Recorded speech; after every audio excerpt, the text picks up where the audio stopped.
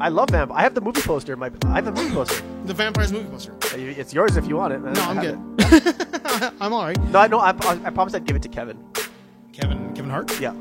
No, the guy from Kevin's the guy from that movie star. Oh, hey, I'm sure he has many of those posters. I said, "You have this?" And he's like, "No." I said, "I have it. If you want it, Get out of town. It'd be good for for Halloween." And so I said, "I have that. I have to give him like a bunch of posters." So, Yeah. Next time I get the chance, I'll bring them all over there. I think we're on at Backside Attack. Advix Abe. Man, I used the wrong part of the conversation. Oh, that's okay, man. It's pretty good. I wouldn't stress out too much about it. Nope. Move some of this stuff out of the way. There. We have to do a little bit of a attorney Ani. Let's see if we can get a little bit of this going on. A little bit of that light. Oh, some light action. That's gonna sit there nicely. Nice. No, too much. Now we don't need that. I don't think hurt my eyes. It's a lot. Yeah. That's like 20%. That's 20%. That's 20%. Okay. That is a real piece of work. Yeah. Vampires, you think, is where James Woods peaks. I think that was his last. When Titanic, where that guy was when he fell off the Titanic when it broke in half, and you see the guy falling down towards the rotor. Yeah, then he hits the rotor. Yeah. Vampires was the rotor. Oh, good lord. Yeah, and he's like, it's over. And then he's like, nope, one more, boom, and then he fell. That's it. And you'll never hear from him or care about him or wonder where his career went after that. James Woods, because the thing is, it's so hard to be a diehard Republican in Hollywood. Yeah. So you have to you're either ousted or you have to practice in public. You know where he went? I think that was the last straw. And this is my Hollywood conspiracy theory. Mm-hmm. My Hollywood conspiracy theory is all that stuff that happened to him during 9/11. Mm-hmm. When he made the phone call because he saw something, so he said something. Yeah. Because he was, I think, on a plane or something, right? Where Mm-hmm. he saw somebody doing some shit with a plane or whatever he thought he saw, and he couldn't talk about it. And then he made a big deal about what he saw. And then Leno tried to ask him, "Hey, man, so what the hell?" Yeah, exactly. And then he went on this whole Jay, I told you I can't talk about it. And he kind of had that little moment. And Leno was like, I'm going to end his career. I'm going to kill this guy's life. Oh, man. Yeah, that's it's hard. Like Bruce Willis, all those, a bunch of hardcore Republicans. Yeah. It's tough on those guys. It's tough, man. Like Bruce Willis has he has the star power, right? So everyone can be yeah, you know what, you are a hardcore Republican. They make fun of it, but everyone still loves him because he's Bruce Willis. He's not super vocal about it either. He's not, but he will wear he's worn mega hats before, and I'm sure, but he doesn't chant. Yeah, he doesn't he's not anti-establishment. But James Woods was he's a bit of an asshole about it. He is, and it's sad that that Hollywood has become so politicized. Yeah. And so, he paid the price for that. He really did. It's weird, right? It's odd that you can be a Democrat in Hollywood, and everybody's just part of the norm. Yeah, exactly. And you can talk so much shit about the right, and then the second you're on the right, and you talk about the left, you're kind of demonized for it. Yeah, and you can't make a movie about it. Well, look at Chris Pratt, right? Chris Pratt may or may not be Republican. Who knows? But people are assuming he doesn't outright talk about his religious or political beliefs. Yeah. But people are shitting all over him as the worst Chris in Hollywood. Yeah. It's all speculation. It's all speculation. Yeah.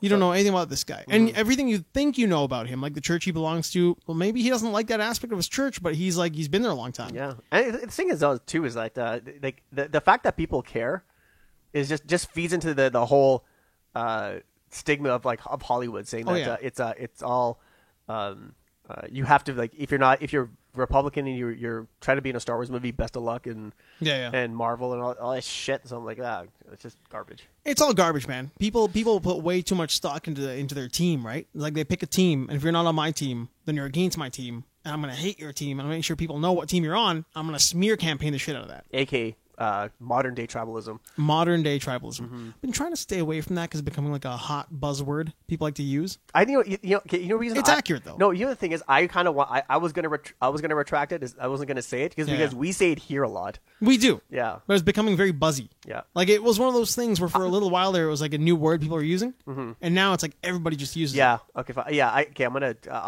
I'll try to curb it on it. You can use it as much as you want. I'm not saying it's a bad word. No, I'll find another word for it. Yeah. No, that's all right. But that might be you. We might have a caller calling in later. Currently. Do we have it now? Let's see here. Oh no, it's my cousin. He lives in New York. He said he wrote a song.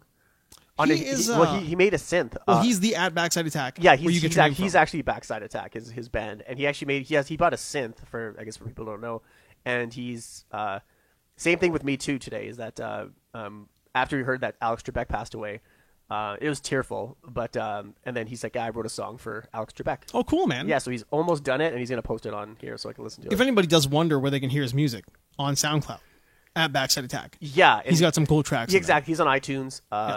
Yeah, so you can just go to not on Instagram though. Not on Instagram, no. You are the Instagram at Backside Attack. Yeah, exactly. So you stole that from him. Yeah, so his album's called CN8, Central Nerve 8. Okay. And I guess that's a chemistry term, and Backside Attack is a chemistry term. Mm-hmm. Yeah. We've talked about that. Mm-hmm. Yeah, R.I.P. Alex Trebek, man. Yeah, jeez, a real bummer. A lot of real bummer celebrity passings. Harry Meeker?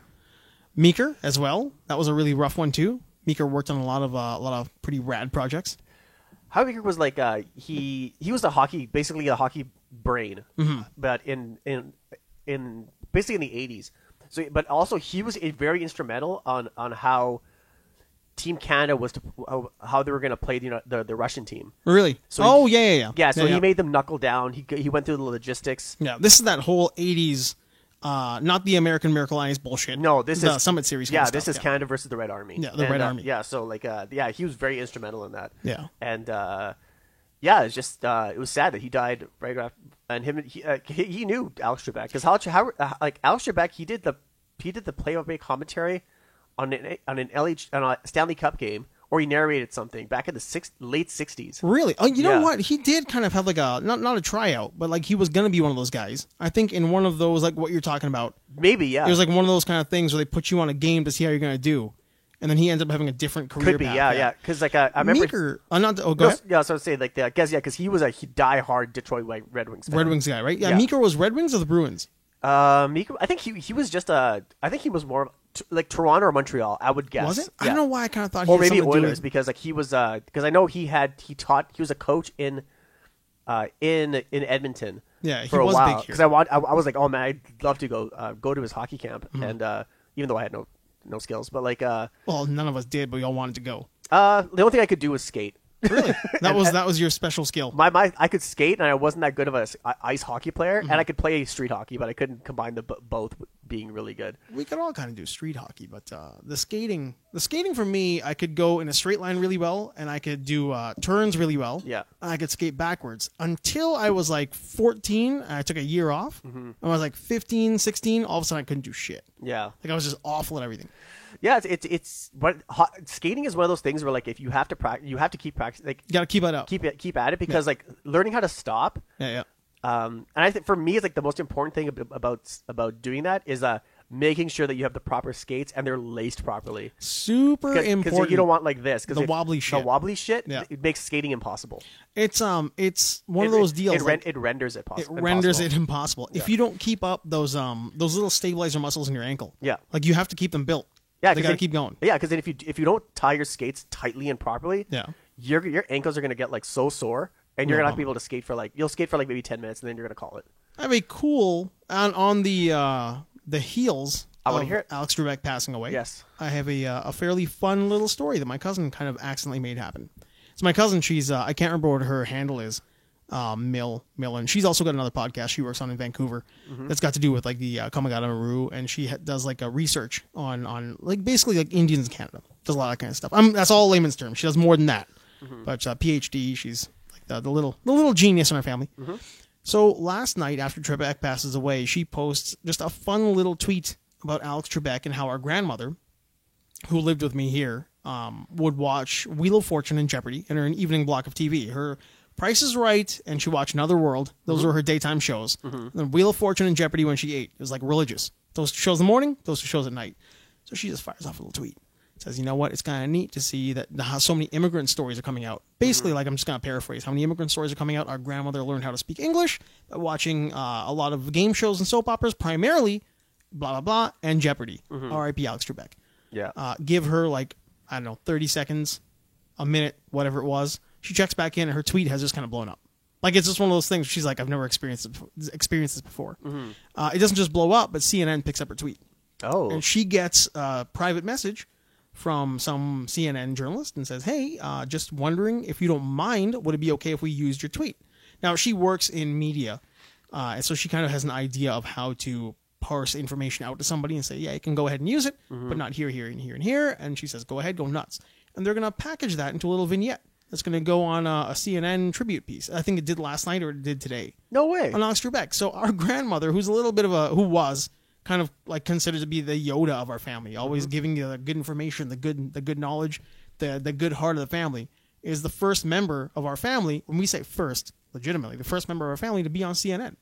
That's she'll awesome. kind of be in a cute little tweet. That's cool. Yeah, so I was so happy my cousin pulled it off. She calls me up and she's like, this super cool thing happened. I hope it's okay. It's all this stuff going on. It's a tweet. So when is this going? When is this happening? I think it happened last night or today. Can you send me a link to that? I will. She's got a link coming my way. I'll shoot you the tweet that was up. I'll put it up on YouTube right now. But it was kind of cute that she just casually mentioned this little tweet in response to my another cousin's tweet, who's very active on Twitter. And CNN was kind of like, hey, we want to use that. So it's just this cute little thing that happened. Yeah, it's it was sad. Super sad when I found out about it. I was so sad because I loved that is hands down my favorite one of my favorite shows. What is depression? I don't know, man. The passing of Alex Trebek. It's that's what it is. Oh, I did the whole thing backwards. But that's what it is, man. It's like, we have a call. We have our caller. Do you want to give him a shout on yours? I've got like 3% battery here. I have 68. Oh my goodness! Actually, you want to answer? Just tell him that we'll. No, I hung up. Oh, yeah, he's got the old hang up. Let's just see if he calls me. Yeah, I know. I didn't let it go to voicemail. He got 3 or 4 calls. And I just ditched him. Okay, so he will likely call you. Raj SS99 is giving us a call here in a little bit. How do I? I've got this set up so you can pop your phone into it, and we'll just put the mic right up to your speaker. Okay, let's do this. I'll call him. Right on you. Want to give us a microphone check? Sure. Is that good? Yeah. That's we can hear you really well. Excellent, buddy. How's it going? Good. It's obviously congratulations to humanity. It feels it's weird because like we were just talking about how we've kind of gotten back into this place where it's normal. Yeah, brother. Yeah, we're in a normal place now. Also, just so you know, you are on right now. Yeah, I know. The Roger SS99. Bingo. You got it, brother. All right. Like I said, I really wanted to call into the Barely Safe for Work podcast election edition, right? Of course, right? Yeah. Definitely. We'll put this on 4K. Go ahead. Yeah. Post-election week. So Vic, Raj told me you guys had a little bet going on. Yeah, that was back. That was back before COVID hit. That was the was he going to get impeached? Yeah, was he going to get kicked out of office? Yeah, we get kicked out of office. So that was the Orange Theory bet. That was the Orange Theory bet. And I didn't think he's going to get impeached. I didn't think he's going to get kicked out from impeachment. Oh, okay. So, fair enough. I didn't think either. But did you think he would win re-election? Absolutely.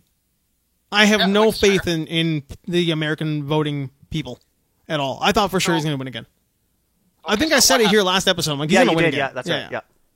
So, Vic, what do you think caused what to occur? Do you think? What do well, you think Roger SS99, many factors come into play. Yeah. I think, man. Okay, so I kind of broke it down. I was talking about it like with some people, like family members and stuff this week. I have this whole breakdown basically about voter disenfranchisement from both like poor blacks and poor whites and whatever it was. But ultimately, what it came down to is just more people came out to vote. Well, 100%. That's literally all it was. I don't think anybody outside. I don't think anybody has any issues in saying Biden might not be the right guy. I think you've heard it from Republicans who voted for him. I think you've heard it from Democrats who voted for him. Biden might not be the right guy. Kamala Harris is very likely the right person as a VP and probably a great president. Mm-hmm. But at the same time, I think people are just so sick of the madness. They came out in bigger numbers on the Democrat side and voted. Well, here's the thing, though. Only Joe was the only guy that could beat him. You think he's the only guy who could beat him? Only guy, because to take on a personality as big as Trump, and the loyal and the humongous following. Remember, Trump had 70 million of the popular vote. Yeah, he's number 2 in the amount of votes. Right. So, but to combat such an enormous presence, you had to take a name that was known all over the U.S. Like 100%. Well, name recognition was 50% of the battle, and black Sidney votership McCain, too, right? Well, at Joe's speech, right, his president-elect speech, he said, "The African community saved me again." Mm-hmm. Right? So he has that built-in base that no other Democrat candidate has, right? And not to mention, it's because of Cindy McCain. Yeah. He's getting Arizona. Yeah, that's like a double whammy, right? If Trump had never said anything about John McCain, Cindy McCain wouldn't have been mobilized to get people in her grouping, that Republican housewife voter in Arizona, to come out and vote for Biden. Is that what those women are called? Yeah. I would say that's a pretty accurate way to put it. I think that's what it is. I think there's like the soccer mom vote in Arizona that believes in and trusts Cindy McCain and probably loved John McCain and didn't like hearing their guy get bashed by this dude. Yeah, I think Trump has I think he has like numerous names for women. Oh yeah. Yeah, you suburban women. You suburban women, you love me. Yeah, sluts, whores. He's got it all. He's got it all. Well, the suburban women vote was crucial, but obviously, 97% of black women voted for Trump. Yeah. Right? 97% of black women? 97% of black women. Voted for Trump. You mean for Biden? No, sorry. I mean, Biden. My mistake. Yeah. Biden. Sorry. Right. And I know Trump's voter approval went up a little bit with black men and Latino men, but overall, 80% of black men voted for Joe Biden, right? So, yeah. And I mean, I talked to Reggie about this already, Vic, but Stacey Abrams, man. Yeah, that's a big one. Stacey Abrams, she got screwed over her run as governor of Georgia, and the last 2 years, she mobilized. I thought it was 100,000, but it's almost 800,000 voter registrations to get Georgia to fucking flip to Biden. Yeah. Yeah. So Georgia, the last time it became blue was 1992, 28 years ago. Yeah. That's a long time. I mean, and that's during the last Republican purge. Mm-hmm. Well, that was when Bill Clinton won, right? That's when Clinton, turned him into a one-termer. And then Arizona was the last time Clinton, again, in 96. So the point is, Arizona was Cindy McCain's efforts, right? And then Georgia was Stacey Abrams to help Joe. And no other Democrat candidate could have pulled that off, in my opinion. Like Bernie Sanders is too progressive, too far left, right? Yeah. So Kamala doesn't have the popularity or the name recognition all across the U.S. that Joe has, because he was VP for many years, not to mention a senator for 47 years, right? Yeah, she's good as the vice president. As the vice president, she couldn't have gotten steam as the president. Exactly. She's a good foundation to for him to lean upon for especially unless you're for. Well, this is her jumping off point. Like from here, she's going to gain that. Yeah, she will learn from Biden. Yeah, for sure. So yeah. Mm-hmm. But I agree, this is totally her jumping point, because in 4 years, if she wants to run for president, Biden can, she totally can do it now and doesn't have to worry about. He's there now. He's totally there now. Mm-hmm. For sure. No, but I totally agree, because I mean, if you, like we said last time, I think Buttigieg was never going to have a chance. No, Andrew Yang, they're not, you're not going to turn a lot of the, hard line Judeo-Christian white voting for the Republican Party that would vote for Biden. They're not going to vote for Yang. Yeah, and Buttigieg didn't really. His healthcare plan was all over the place, and that's what and America's not ready for a gay president. No, and they're not. I mean, that's their problem. The hardest nut to crack for any Democrat is going to be the Judeo-Christian white vote. Yeah. That's just the way it is. Mm-hmm. The WASP Judeo-Christian white vote. You're not going to, and that's not like a knock on them. It's just they have a historic voting, built-in generational voting, right? They're going to vote Republican, and it's going to be hard to get them out of that. But they see Biden as a Catholic. Yep. They see Biden as he's Christian enough to not turn on us. So, he might not be that bad. For now, we got to get rid of the nut. So go Biden. Yeah. Well, and Biden is a centrist, right? Yeah, so exactly. Exactly. So he can reach his hand across the aisle and not get it slapped in his face. Well, I do think how wild it is too. When you hear people like McConnell and the other Republicans who aren't saying that Trump has lost or Trump should concede. They haven't said they haven't come out and said not that, but they have said that I look forward to working with Joe Biden. Yeah, and seeing him build a bipartisan cabinet. Yeah, that's kind of a way to have your cake and eat it too. Exactly. So. Yeah, so McConnell said today that Trump has every right to explore and examine his legal challenges, which is technically true. Yep. Right. Mm-hmm. So Trump is trying. I mean, McConnell is obviously is a master politician, right? Oh yeah. In 2016, when Joe Biden retired, McConnell gave an amazing speech saying that Biden is one of his close friends, and he trusts him implicitly, right? So I can see Biden and McConnell working on things bipartisan on some things. Obviously, there's no way McConnell's going to approve the $4 trillion tax cut. He's not going to approve that Medicare plus public option. He's not going to approve that, right? But now this is a huge battle coming up in January with the 2 Senate runoff races in Georgia. Mm-hmm. Here's the thing: in Georgia, every year up until this year is considered guaranteed red. You're Republican Georgia, you'll get it, right?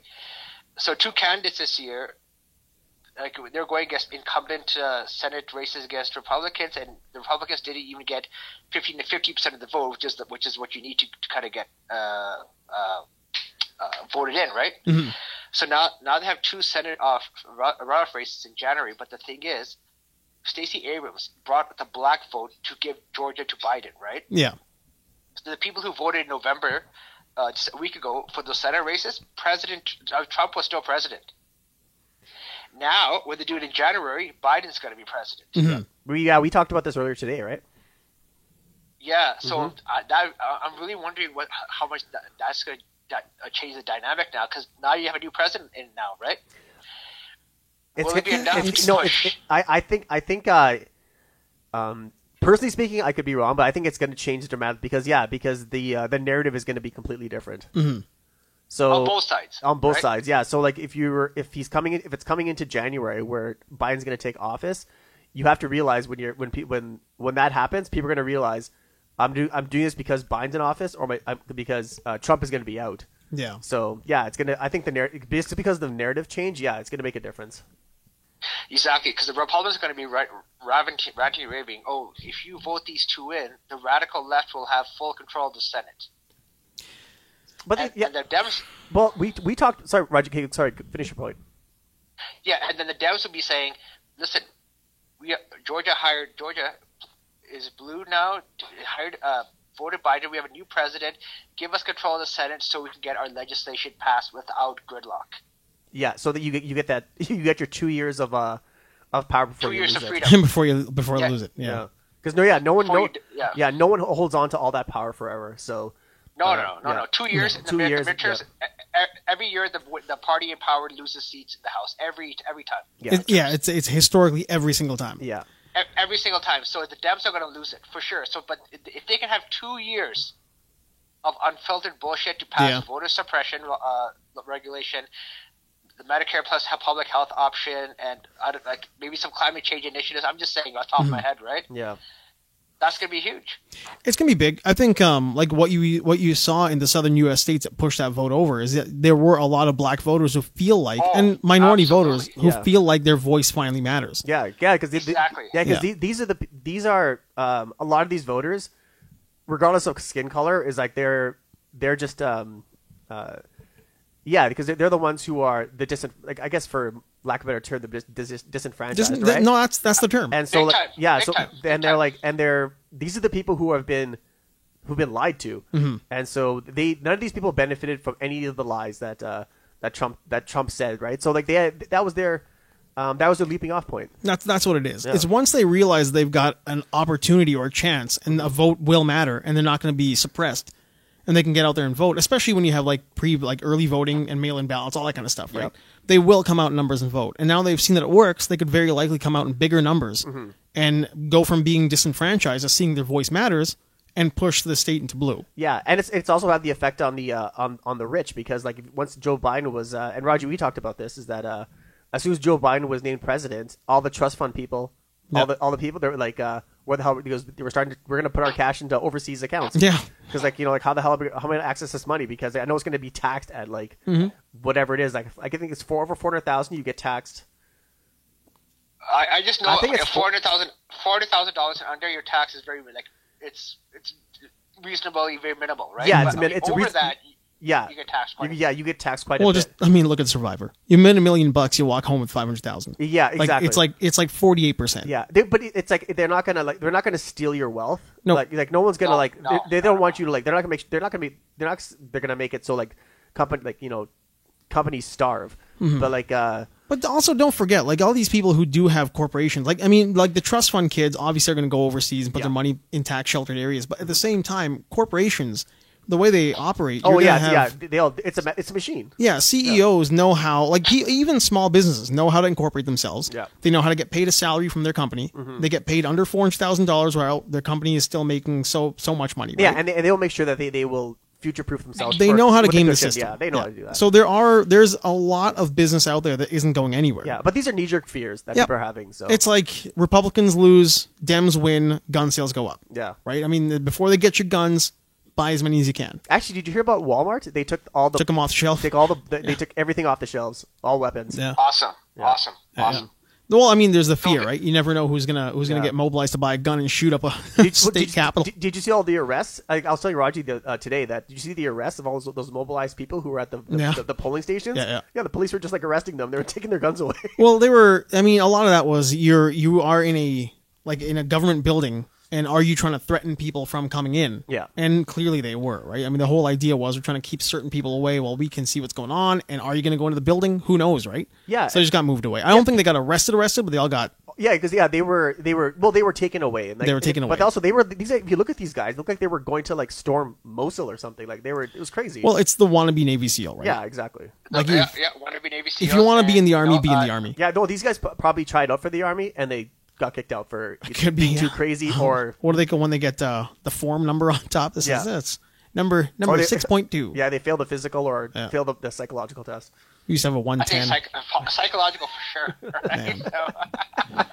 Yeah, it's crazy, man. It's crazy. But at the same time, like return to normalcy. Yeah. Well, like I said, and agree with both of you guys. The key thing for January, because that can change the dramatic power. Yeah. Senate, like if they get the Senate, Biden can do a lot. So and then Vic, like you said, the turnout, like Stacey Abrams, everybody bought record turnout, and the day after the election, she posted on her Twitter right away about January 5th. She didn't even hesitate. It's right in there. Yeah. I'm thinking, I was telling Maddie, and I was telling, everybody agrees, like, even the top analysts on TV, if Dems had more warriors and fighters like her. Oh, yeah, for sure. I mean, their problem has always been their like almost like lack of aggression. Yeah, they never take the gloves off when it comes to like they never do politics. And when they do, they get suppressed. Like I mean, like the committee knows that like Bernie Sanders who's going to go out there and like he's going to yell and scream and get what he wants. It's like quiet that socialist down.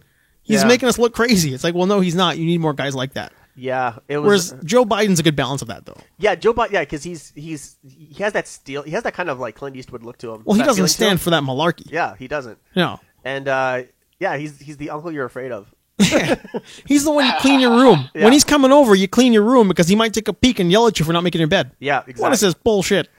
Yeah, actually, make your bed, Frank. Actually, Rod, did you see that book signing that Don Jr. had with Charlie Kirk?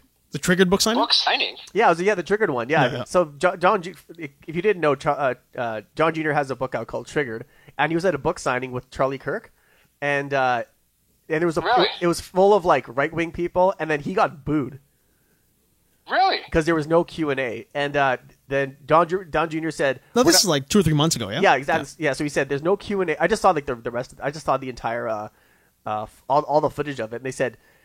He's like, we're not. John Jr.'s like, I'm not doing Q&A. It's just a chance for people to get sound bites and all this stuff. And then Charlie Kirk's just sitting. Like Charlie Kirk thought he was like, I made it to the Republican Party now. I'm sitting next to the president, the president's son, and all this stuff. And now he's just sitting there. And then everyone in that whole thing was like, "Come on, give us a Q&A, give us a Q&A." And then they started. Well, they started chanting Q&A, Q&A, and then they started booing him when he wouldn't do it. Yeah, and then there's like, okay, we got to get out of here. It was like a 5-minute book signing. Why would he do it? Yeah, and why would he? Well, he has I don't get it. He has this belief that there are a lot of like liberals who come out and fill in the crowd, pretending to be like MAGA hats, right? Yeah, exactly. So they're gonna start asking him tough questions, and because he doesn't know what he's talking about, he's gonna get, the wool's gonna move pretty fast over away from everybody's eyes. Right? He doesn't want to come off as not knowing what he's talking about. Yeah. Even though the damage has already been done. Yeah, I mean everybody kind of knows these guys are. Yeah. They're not really educated in the ways of like government workings, politics in general, right? They just spout a lot of rhetoric, and people who are dumb enough to buy into it. Yep. They start spouting that off to their friends. Dunning-Kruger happens. Next thing you know, everybody's a genius. Yep. Trump is our god king Xerxes. Vote for him. But you ask them a real question, and they cave. Like they don't have that verbal jujitsu that like what's her name does, Candace Owens or Ben Shapiro. Yeah, like they can't do that. They can't bring the conversation back to their talking points. They just fold and they walk away. Yeah, and that's what happened. Yeah, exactly. And Candace Owens. Ugh. Yeah, but I mean, well, even them, like they've got very good verbal jujitsu. They can bring you to where they want you. Yeah, they can articulate. Yeah, they can articulate their point. Yeah, they can't articulate a point you're trying to take them into. Yeah, so they try to drag you back into their point, and then you just end up in this pissing contest. Yeah, right? I would say Shapiro's so good at that. Yeah, he's very good. Yeah, but he comes off as more sincere because like that, you can tell that he's been like that his entire life. Whereas Candace Owens is like. She chose this career because it would make her money. Exactly. It doesn't seem genuine. It's not genuine at all. Yeah. Yeah. Mm-hmm. So, when I see her talk and like express her points like politically, or when she's like even when she was on Joe Rogan, I was just like, you're everything that's coming out of your mouth is garbage. Yeah. Well, that's what I mean, right? Yeah. Like if he questions her on something, she has a hard time in that question. Yeah. But she'll try to like fast talk her way back to her talking point. Yeah, exactly. So it's running for cover, so you don't get hit by bullets. Exactly. Yeah. And like Don Jr., even Eric Trump, who seems to be a little better at it, they can't do it. No, they're not good at that. That was the worst damage control. Oh god. Yeah, it's pretty rough. Terrible. Really bad. Speaking of not knowing things what they're talking about, Vic, Don Jr. Tweeted out something. Some might say conspiracy-like, and I loved it because I kind of I think that was start a war. What happened. So today, I'm not sure if you saw the news that Pfizer has made tremendous progress on a vaccine. Tremendous, huh? Yeah, tremendous. So phase 3, 90% effective rate. Yeah. And then Don Jr. livid goes on Twitter says how Pfizer was withholding this information until after the election to screw over his dad. Oh, you think so, huh? Pfizer that only cares about money and probably just loves the Republican Party. Yeah. Yeah, it was. So that was actually the biggest. That was a huge slap in the face. Yeah. To the Republican Party. Yeah. Well, I mean, I don't know. I think obviously there's a gaming that's going on there for sure. There totally is. Yeah, 100%. You know why? Because number one, there's money involved. Yeah, that's what it is. I mean, do you want to have your drug out that's going to make you a shit ton of money? Do you want to do it when it's tumultuous, like before the election, when you don't know what's going to happen? Mm-hmm. Like, I mean, everything was up and down for the longest time. Or do you want to wait until you've got a call that's telling you who the president is? Yeah, and if you want to make sure that it comes out when things are stable. When things are stable. Yeah. You know what's going to happen next year. Things are going to have some stability to it. And you know the market's going to be even. You're going to make all the money you want. Yeah, it's not in their best interest to release it early. Yeah, it wouldn't have been in their best interest at all because Trump would have weaponized that immediately as soon as that news came out. 100%. Easily. And I mean... Without question. It would influence the voters big time, too. But then if something had... Let's just say for whatever reason they had like a Johnson type situation, right? Where they have an unknown type of disease... Or not disease, but like a reaction that happens. After Trump wins, you go out there, you test phase 4, you get it out in the market, and something happens. Trump's your president. That guy's going to steamroll you. Mm-hmm. He's gonna badmouth he's going to badmouth Pfizer, your company, as much as he can. Yeah. So, I mean, then you're going to take more of a hit. And people already don't like you. People generally don't look at Pfizer as like a company for good. Yeah, no, Big Pharma is like, they're the empire, basically. Yeah. Yeah. So, yeah, you don't want to, but yeah, if they said, we're not, I don't think like Pfizer wanted to be part of the political climate like at this point right now, because that is everyone is looking to them to find the cure. So, that would have been like to people like them. Yeah, everybody's looking to Big Pharma for a cure, right? I mean, for as much hate as they get, people still want these companies like working hard. They want to absolutely. They want vaccines spit out. Like, get me out of my house. So but I think it's good that they waited. Yeah, because to weaponize that as a political instrument, especially in this climate right now, that wouldn't have been a good idea. You wouldn't have seen it with any other president. No, for sure not. You wouldn't have seen it with George Bush to Obama. You wouldn't have seen it with Bush Sr. to Clinton. You wouldn't have seen it with Clinton to Bush. You would have just seen medication coming out because you knew that no matter what, you had people in major, like the White House in major office, in public office, that care about science or care about their people being healthy and not about their own personal gain. Like, what are they going to think about me?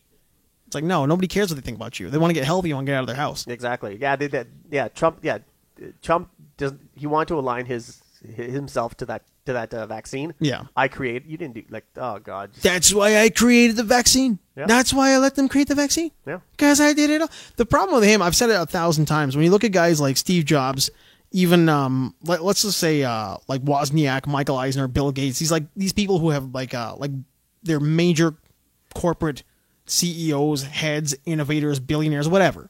They always do what they're doing to put something in my hands as a human being. Yeah. They want to either give you good technology, they're going to make a lot of money from it, but they're going to give me good technology, they're going to give me good music, movies, they're going to innovate, they're going to create industries and jobs within industries, they're going to combine different industries. I mean, look at Steve Jobs, what he did for movies, music, cell phones, entertainment, personal computing. They're gonna put something in your hand. Trump only wants his name in gold letters on stuff. Yeah, exactly. That's it. His name on he doesn't care if I have anything. He doesn't want to make the best Trump towel or robe and put that in his Trump hotel. So I go in there and I wear it. I'm like, man, this really is the best friggin' robe I've ever worn. Yeah. And it's cheap enough for me to afford. God damn, that's great. Yeah, he doesn't give a shit about that. Yeah, he's the proprietor of gold cheese. Yeah, exactly. Of sprayed gold cheese. Exactly. Comes out of a can that was manufactured in China. Yeah, he doesn't give a shit about you, the person. He wants him to, and that's how he ran the country. Yeah, and and it still hasn't dawned upon millions of people that's the world that they're living in. Yeah. Well, I think like we said voter disenfranchisement, and now how black voters are motivated to vote. I think you're going to see voter apathy on the right. For sure, you're going to see some sort of like, our vote didn't matter. Yeah. We are a dying breed, and there's going to be a lot of voter apathy. Yeah. On the Republican side. Well, let's hope so. Yeah, right? because like there's no interest in learning about why people are voting for the other party. Like why exactly am I voting for this person? Exactly. Yeah, there's no just generational voting. Yeah, there's no education on their or research on their part. They're just like he says these things because he's saying what I'm thinking. And I'm like, well, he sounds like me. Yeah, like guns, beer, and cigarettes. That's disgusting. Yeah, it's not good, man.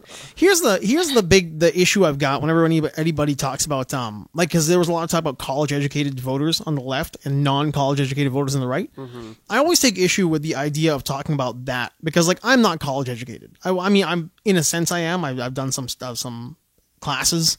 I did culinary. I did all that kind of crap. Like technical training. Yeah. But I'm not like a PhD candidate by any means. I didn't go in any sort of like educational line that would get me like a business degree or anything like that. And I think that's what they're trying to say is those voters more exist on the left than they do on the right. But there is like you have to take some sort of personal interest in educating yourself. Read a book, listen to podcasts, go on Google News, and then go on other news sources as well to learn if those things that you're reading are true. Go to Snopes. Figure things out for yourself. And they just don't have an interest in that. That's, I think, the worst part about those people is they don't care to be educating themselves in any rational way that's going to make them know that the person they're voting for is in it for himself. He's not in it for you.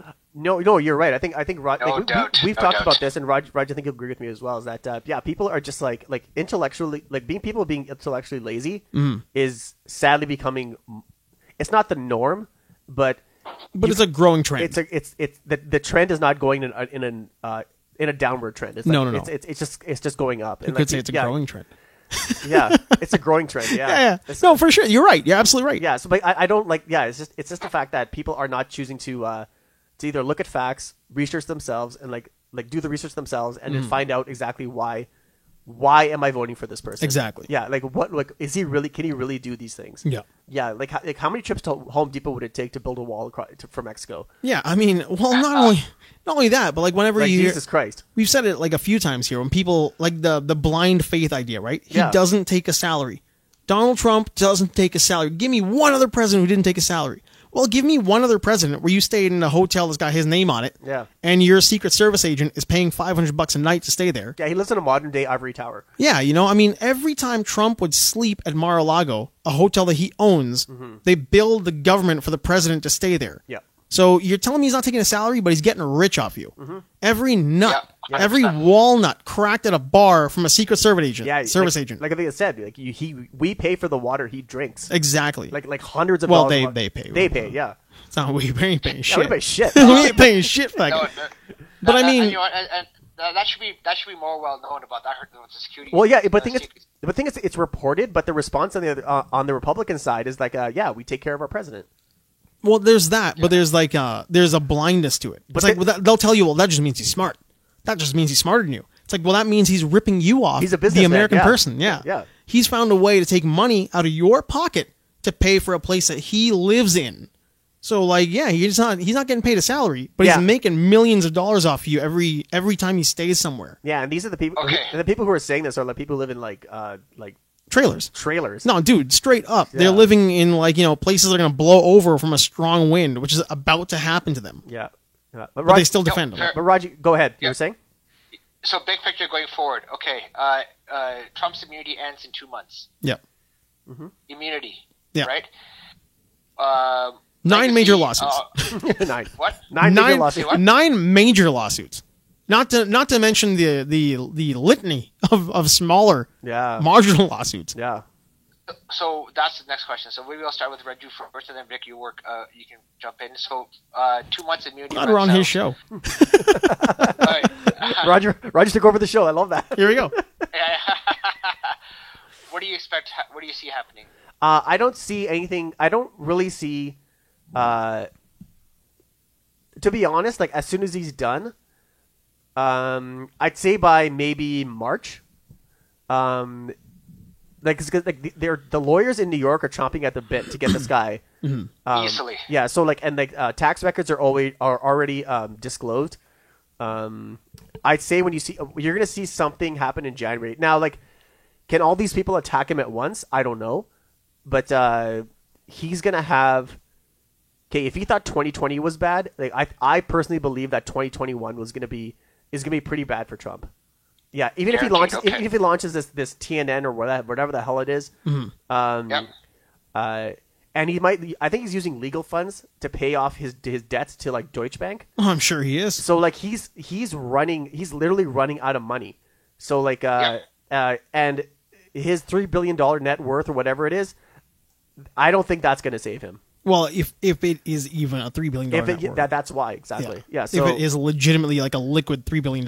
And liquidity is the question. Yeah. That's why I'm thinking it, because I'm not sure if he has $3 billion of liquidity. Obviously, it might be tied up in in buildings and property and real estate and stuff like that.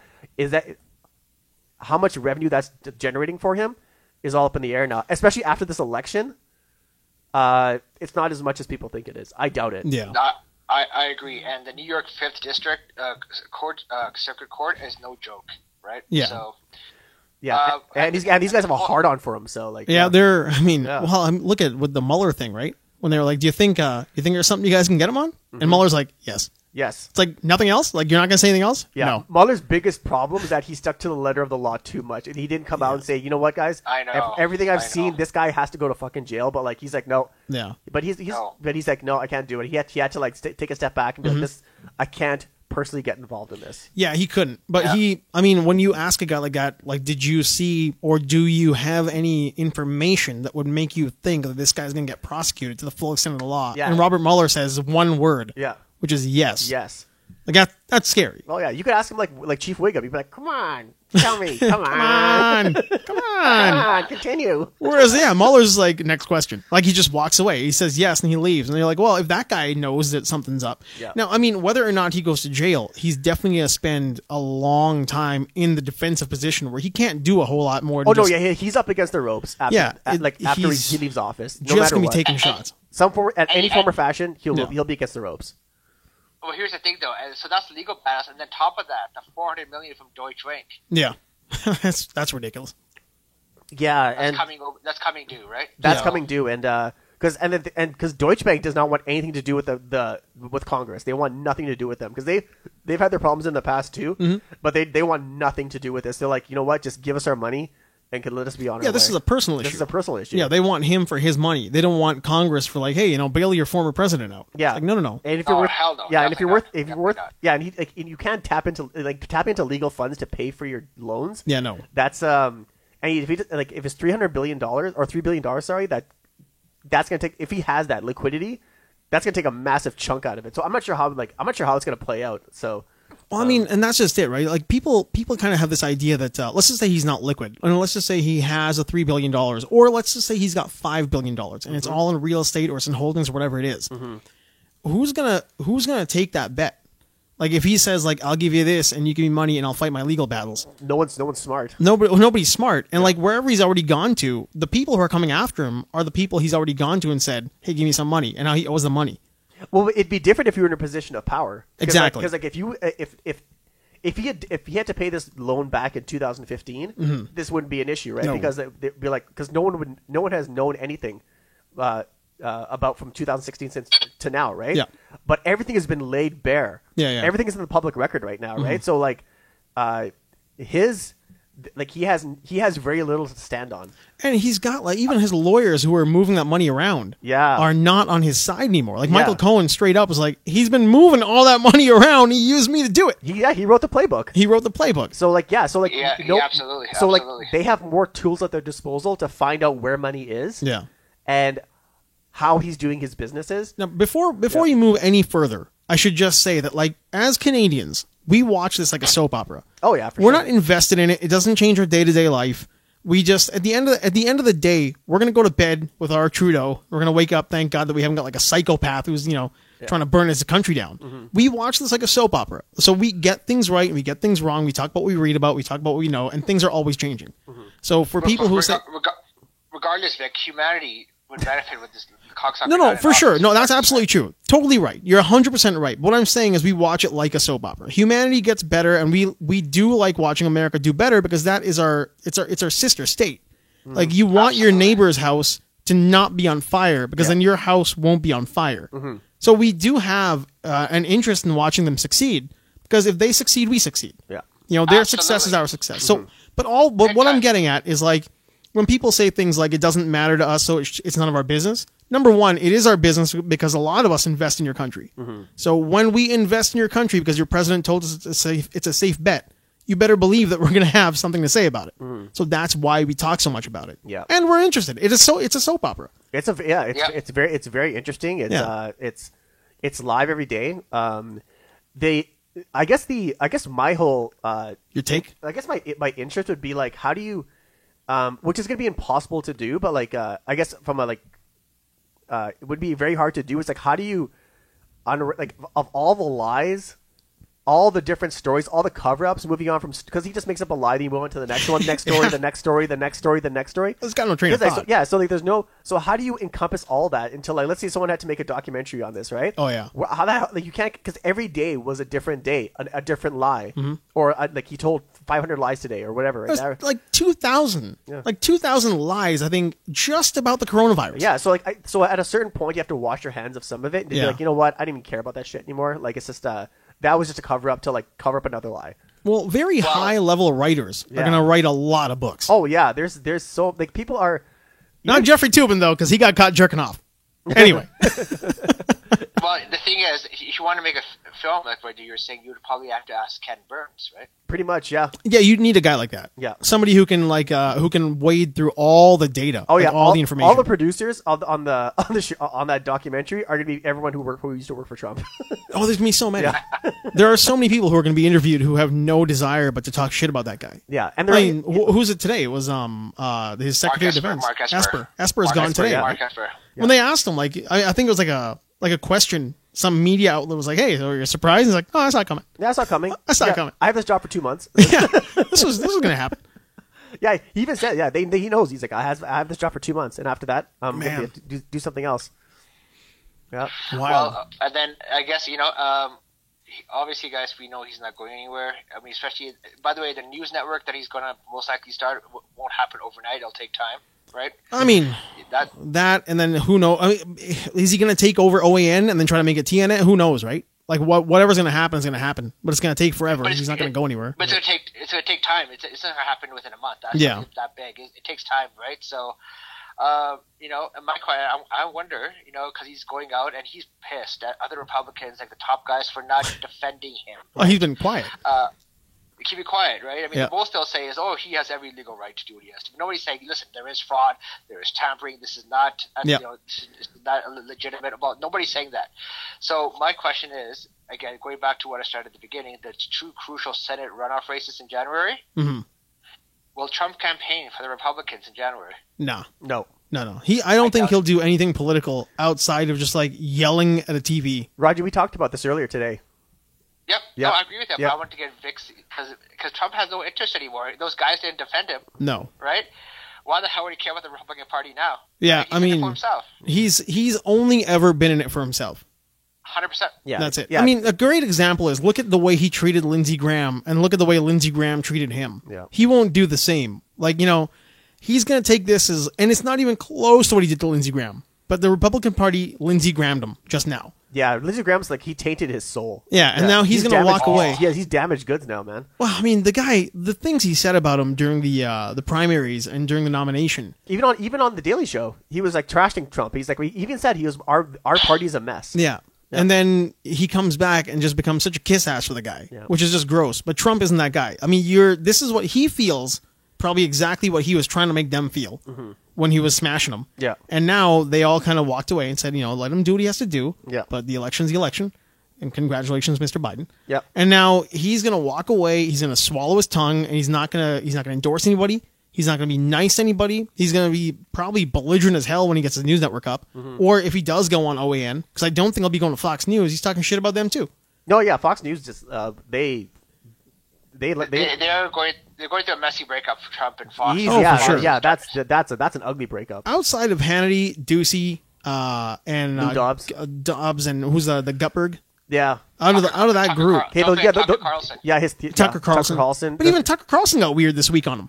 Tucker Carlson. Like, what happened there? Tucker Carlson had all this magic information to destroy Hunter Biden and take down the crime family. Yeah, somehow it disappeared. Somehow I just don't have it anymore. Yeah, it was supposed to be on the way, but I guess... Is there a gun to your head? Yeah, what happened there, man? Was it a FedEx problem? Or, and then the papers, I'm like, the way he talked about it afterwards. Like, I don't want to put it out there anyway because I'm not going to kick a guy when he's down. Mm-hmm. It's like, wow, did you get caught with, like, something on your computer? Yeah. Are you shooting heroin somewhere and somebody got a photo of it? Because, like, you were all ready to blow up Hunter Biden, but now it's nothing.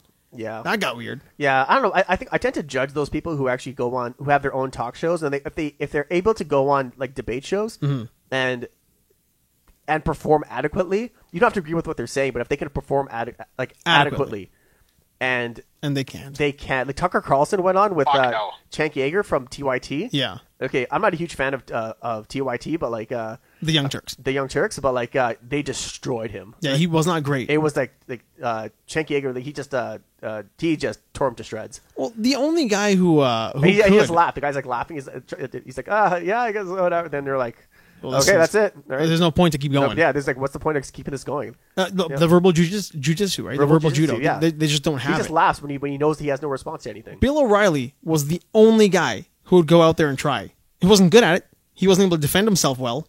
He had the same kind of like, the rhetoric, but he had laugh it off. But he had the bravado. And it almost came across like you could almost be this guy's friend if it wasn't for politics. Yeah, exactly. That was it. If it wasn't for political shit, like if you're just like having a game of golf and telling like dirty jokes, you can hang out with this guy. The rest of them, you can't do that. No, you can't. They're just stuffed shirts. Can you imagine like having an argument with Lou Dobbs? Lou Dobbs, you might be able to, but like, I don't know. Hannity? Like Lou Dobbs he is a corpse. He's too old to be a kiss ass. He's too old, yeah. Yeah, he's way too old to reinvent himself and become a Republican kiss ass. He's too far gone. Yeah, he's a exhumed corpse, just waiting for someone to put him out of his misery. Ugh. How much Lou Dobbs is a sycophant is rivals to that of Hannity. Yeah, it's disgusting. Like every time I see him, I'm just like, oh, someone put like just, oh my god, just put him in a retirement home. Well, the problem with those guys too is, and this becomes, I think, the reason why you don't see a lot of successful right-wing comedians or successful right-wing like podcasters or just media personalities, is they're so stuck in jargon and rhetoric and just like towing the line, right? Yeah, that's it. That's all they want to do. So that when you do get the few who are good at it, you're really surprised by them. And if you get somebody who's centrist, he becomes the right-wing guy, right? Yeah, because that's like you're shocked by it. Yeah, like if you're not willing to, like if you're able to stress your point and you're willing to reach across the aisle, then you that will lead somewhere. Yeah, because then you'll know, like, you know what, someone will always be willing to talk to you, and make you more mainstream, I guess, right? And so And they're not willing to. There's not that many of them. No, they're really not willing to. Like, weirdly enough, like Glenn Beck was kind of that guy. I think I've always thought Glenn Beck was a dude who played a character. The character consumed him. He played his shtick so well. Yeah, but then it was like a WWF thing. Like that's exactly what it was. Iron Sheik. He just became who he became the character who he pretended to be. So when you see interviews with him now, he's almost like what's the word? He's almost like he's sad that he did it. Like he's not happy that he was that guy for a while. It's very somber. Yeah, did you see that video when he was talking about Muse? Mm-hmm. Yeah, you could see he was just like it was something that made him happy. And he's like, because I love listening to their music. I know they hate me, but I love their music. So well, I mean, they hate the character. They hate the character, and now you are the character. Yeah, yeah. He was the worst example of that. So gross. Yeah, so gross. Raji, and keep going. Yeah, no, it's very true. I agree with everything, and some people are saying when Trump has his network that Hannity and Carlson do a Dawes will switch over from Fox to over there, right? But we'll see what happens. But, they'll go where the money is. Yeah, they'll go. Yeah, if there's money available, then they'll go. Yeah, yeah. And then if his sons need a job, they'll go there too, even though they have no journalistic experience. Well, I mean, anybody can be a contributor. Anybody can. But at the same time, when you do look at the Trump, quote unquote empire or the business empire, they're still making money. People are still going to stay there. Yeah. There's still going to be people staying in the hotel. Like, it's weird that people want to, but I mean, there's still going to be a business and they're definitely involved in things we don't even know about. Yeah. So there's still business there. So they don't have to jump ship and go to a news network. Yeah. But that all ties into what Roger was saying. We'll see how the next couple of after January when he gets kicked out. Let's see what happens. Let's see what happens then. Yeah. When the immunity goes away. So one thing Trump and we talked about this. Something he'll never change is that he'll be the third president in the last 100 years to become a one-term president. Yep. I mean, one-term presidents are generally considered losers. Yeah. They are. Yeah. He is going to go down in history as the biggest loser. Well, president of all time. You know why that's like because no one wanted him to lose more. Nobody wanted to lose more, but it's a definite thought among most people that a one-term president is considered a loser. Yeah. It's not that but it's not that somebody had a better platform and you lost like gracefully. Yeah. You're a loser because he didn't like you, so hit the friggin' road. We want this guy now. Yeah, like this was different. This was like, okay, so like when George Bush when he lost against Clinton, like when in the past when you lost, you're like, you know what, you concede, and you're like, you know what, you best of luck and whatever, right? There was civility there, right? This one was like, you fucking lost. Yeah. Get the fuck out of here. It didn't matter how big of an army you brought to back you up. Everyone's still lost. Exactly, yeah. And everyone right now is just counting down the days until you get the fuck out of there. Yeah, that's what it is. Yeah. I can't believe I swore there, but I'm sorry. No, I retract that swear. Well, he's despised. Absolutely agree. Mm-hmm. Right, he's despised. I was accentuating a point. No, it's fine. Yeah. Mm-hmm. No, but there is definitely like a feeling that you are the person. You're not the person who didn't win. You are the loser. Yeah. When this happens. Exactly. And nobody wanted somebody. And nobody has been so hated as this guy. No. So to see him lose, it just feels better. Yeah, it's not like did he win or did you lose? No, you lost. You lost. Mm-hmm. Go ahead, Raji. You have something? It's extremely, extremely rare, obviously, right? Mm-hmm. Now, the last two times it happened before Trump, that's was George H.W. Bush and Jimmy Carter. Yeah. Mm-hmm. They both lost to somebody who had once in a generation absolute charisma. Like Bill Clinton, 1992 was the ultimate fucking stud, right? Yeah. Ronald Reagan captured America's imagination. And that was the 80s. Right? That's when like big money was there and capitalism was at all-time high. And but I mean, he had brand recognition too. Exactly. Exactly. He was famous. Yeah. And being liberal in the 80s was like meant you were kind of weak. Well, you were a hippie loser. Yeah, pretty much. Yeah, I was watching 80s like TV shows. Everyone's like, and they would make fun of someone. He's like, yeah, must be a liberal. Yeah, Alex Keaton. Yeah, exactly. Gordon Gekko. These guys were heroes. Yeah, Sledgehammer. Sledgehammer. Carlton. Yeah. Well, there you go. But so the fact that Trump's loss is even compounded by the fact that Joe Leku, which I think is a very honorable, good guy, is not exactly a super candidate. Do you know what I mean? No. There was no super candidates in this election. He was like being the tallest short person. Yeah, you're taller than everybody else, but you're still a short person. Tallest short person. Yeah. Tallest short person, exactly. So. Yeah, I don't know. Yeah, it's gonna be very interesting, I find. And I can't wait to see what happens, guys. So for me personally, I'm really looking forward to now is the Senate runoff races in January. Yeah. See if Biden can solidify his power before he takes office, right? Mm-hmm. It'd be good. I mean, I think that's probably why also you're seeing McConnell be so chill right now. Like he's kind of concerned, right? My God, if he makes it, because like I don't want, because like he looks like if he takes one more fall, that was rough. Oh my God, man, he's going to be in traction for the rest of his life. Purple hands, and like just avoiding the question. Even his jowls are even bigger now, man. Well, one can only hope, I guess, right? So I'm not gonna wish out on the guy. Here's the thing: I know a lot of Republicans in the States, and I know a lot of people who are very reasonable and also Republicans, and I believe them when they say. And when you look back at the history of the guy, that when he has power or he has the ability to gain more power, and he's going to be in control, Mitch McConnell is usually pretty reasonable. Mm-hmm. He's pretty reasonable at those times. He's not generally the laugh in your face kind of guy. Sound bites be damned. He's not generally that guy. He tries to work with people as much as he can, and he does have a decent reputation among liberals who do work with him. I don't. No, that's not true, man. This guy is. It's not untrue. Ruthless. He might be ruthless. I'm not saying he's not, but when it comes down to when he knows that he has all the cards on the table, he'll do whatever he wants to do. He'll be completely ruthless. But when he knows where he has to play nice, he generally plays nice. When he's forced to play with you, right? Well, if Dems had more guys like him, yeah. Oh yeah, for sure. Way better off. Yeah, 100%. Well, they would be way better off. Don't mix our politics with their politics. They would be better off. Well, Yeah, when you said we would be better off. Yeah. I mean, Roger, you were running for office and you didn't tell us. Yeah, they would be better off. Because I guess Vic, I guess you're more center right? I'm definitely smack dab in the middle. I hate the idea of us versus them in any sense. Like, I mean, I'm one of those guys that hates any attack on free speech. That's why I'm choked at things the left does.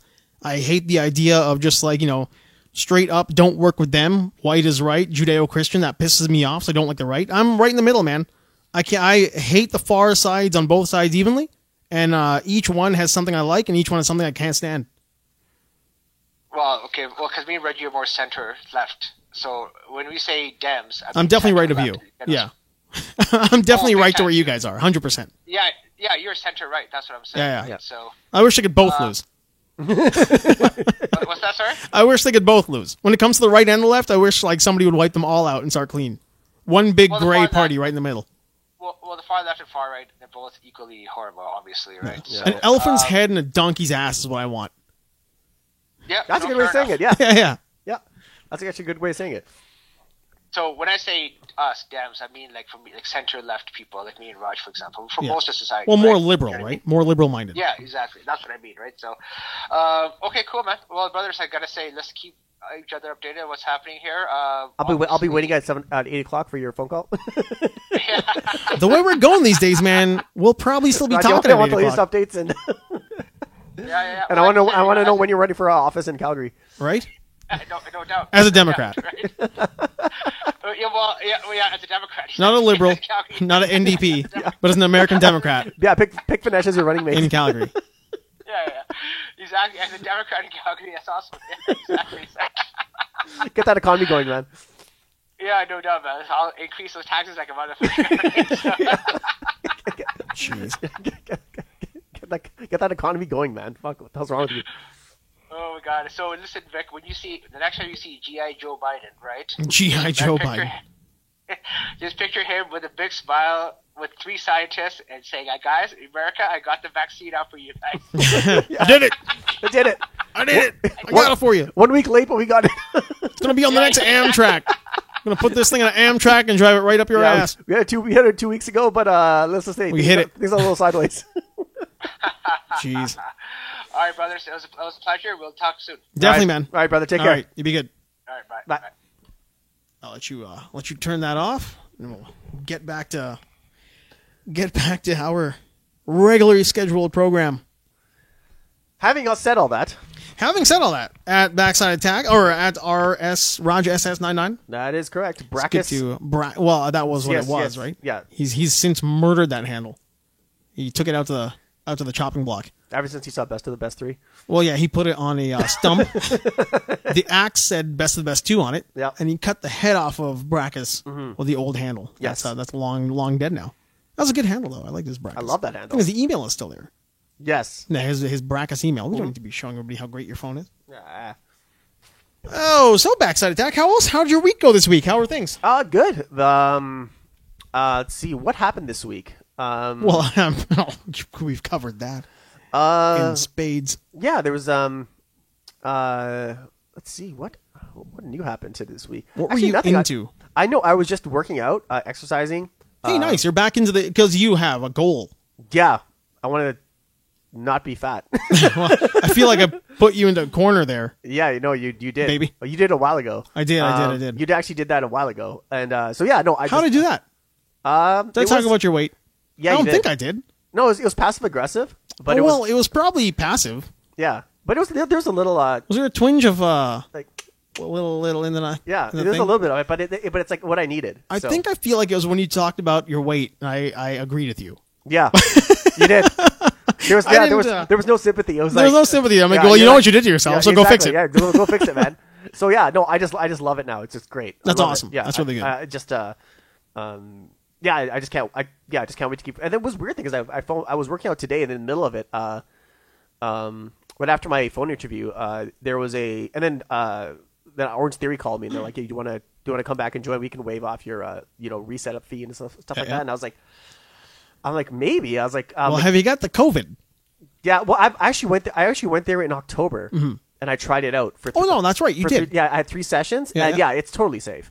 No, they can't afford to mess somebody up. No, yeah, they'll destroy their company. Yeah, and the whole place smells like alcohol, like a cleaning, like isopropyl alcohol. Yeah, it's like it's totally like it's like you can't tell if that's sweat or someone like just wringing out like a wipe all over the thing there. Hey, you notice they've got that new like plant based like 99.9% cleaner. It's mostly like oregano and stuff. Mm-hmm. Yeah, that's everywhere now. That's everywhere. You walk into Walmart and all you smell is oregano. Yeah. Yeah, I bought their wipes. Yeah. Pretty good. Yeah, there's you should and also they're saying that I think the health minister of Alberta said that disposable masks should no longer be used. You mean the one use that you're using 4 or 5 times? Yeah, those ones, like those blue and white ones. Yeah, what you should be doing is getting a triple layer one. A triple layer mask. That's good because I have a homemade triple layer mask. So there you go. Yeah, I'll just use that. Yeah, just make sure that it's because it will. Number one, this disposable mask, like they're just bad for the environment, and number two, they won't even protect you. No, I mean they're all open. They're all open. Yeah, you're like, why would you want to wear those? Well, here's the deal too. And you see them on the ground everywhere. It's like Jesus Christ. And the thing is, like, you can't pick it up. No, because that's got the COVID on it. Exactly. You don't want that your hands and all that shit. It's disease ridden. Yeah. It's like a little blue rat. Too much today. I don't know why. No. You've been on fire. So, you are all fired up. So yeah. You're a curse machine. Yeah. F this and screw that, and she's a C word and he's a B word. Exactly. There's constant everybody's just everywhere. J in their D. Oh, yeah, it's good that you're working out though. Yeah, because I mean, anytime somebody exercises, it's just like, I grow a pair of wings. Yeah, I just love getting in the just getting in the basement and just going hard and just. Well, that sounds pornographic. Well, I'm alone. I'm by myself. I'm alone. No, but I know what you mean. Like you've actually tried to build a little area that you can work out. Like you've bought enough equipment that you can work out. Yeah, at home. I have the bench. I have the bench. I have like a full bench that you can see that the ones they use at the gym. I have the curling bar. I got enough plates. I got the pull down machine. Lat pull down. Yeah, lat pull down. I got the punching bag, and then everything else is just isometrics. I feel like you're just describing things that you're looking at here. Like, you have everything I have, yeah, exactly. I've got that, and I've got this, I've got a cup. Yeah, I should come in and do shopping. Got I'm a bottle. Actually, I don't have that one. I've got microphones and podcast gear. Yeah. Like, are you just describing things you're looking at in the room? Just a story bike. I'm going to take this, I'll borrow this, and I'll take all the stuff. It's all mine now. No, man, I think like that's one of those deals that we were talking about today with like some family members and stuff about how there are people out there who don't have an interest in working out. Mm-hmm. We kind of talked about the idea of just general health maintenance from people that we come from. Yeah. Like people in Fiji or in India or like, in the islands. How they just, you look at photos of them now and they're younger than our parents and they look twice as old. Yeah. And you're just like, well, why do they look like that? And it's not because they have necessarily like a harder life. I mean, my mom worked really hard from the second she came to Canada. I mean, we have a house cleaning business that she literally built with her bare hands. So when you want to talk about like labor jobs, yeah, we've had labor jobs all the time. I've been bouncing bars since I was 17, doing labor work since I was like in high school. So like when you talk about like how hard do you work and then how hard they work, it's like, well, arguably we maybe work harder than them. These people who we know from back in the old country. And they look so rough, but it's because they don't have any interest or they don't have any education on their own health maintenance. Yeah, there is no work-life balance. There is none. There's none. And they do not work out. No. And so it's like I was telling you because after I reread some parts of Mama Mentality, and it was just about falling in Kobe love. book. Yeah, just falling in love with the process. I don't care what I look like next year. Yep. I don't give a shit. But I gotta fall in love with the process. And I think that's a big one people talk about, like because it can build. They talked about it today. I think the term they use, it's not the accurate term at all. I can't remember the accurate term is, but they call it like bigorexia. It's like there's this whole, and it's always been there. People who work out really hard for the look, the bodybuilders, the fitness people, how they never look good enough. Like they always have this anorexic mentality, like I'm not skinny enough, I'm not jacked enough. Yeah. And that's just it. Don't get involved with the way you look. Can you run a mile and not get gassed? Are you healthy? Are you eating right? Is your cholesterol in check? Is your blood pressure good? Good. Yeah. Good, man. That's great. Do you have a little spare tire? You got a little fold over your belt? But is your health good? Is your cholesterol good? Good. Yeah, it's weird because I remember like before, I think I was telling you this like a while ago, that when I wasn't working out that much, I noticed myself I was gaining weight. That's my stomach was getting bigger, and then I found out then I went back into working out, and then I found out that my stomach was getting bigger after a workout. And I was like, wait, I just did like tons of cardio. Like even though after I'm biking, I was like, my stomach was getting bigger, and I was like, what the hell is that? Then I realized I'm like, oh my god, I'm retaining water. Yeah. So I'm like, I'm not drinking water. I'm not drinking enough water. So now it's just like man, like you'd be like if you saw how much water I drink, it's like it's disgusting. Yeah, you got to drink that water to get the water out. Yeah, exactly. That's what happens. You flush your system out. Yeah, so like that's what I'm doing right now. It's like it's just a matter. I should have brought it today, but like I'm just drinking water like a mofo. I've never said that term before, mofo. Like a mofo? Yeah. Really? I've never heard. I call bullshit. I know. I've never said it before. Really? God, yeah. Everybody says that word. Yeah. Mofo. I just say it. I'm did it like a mofo. Yeah. Crazy like a mofo. Yeah. Or just find another term for it. Now that actually brings me to because mofo is something that a friend says a lot. A friend of mine, one you haven't met, but one who I don't know if he listens to the show, but we're gonna talk about some shit.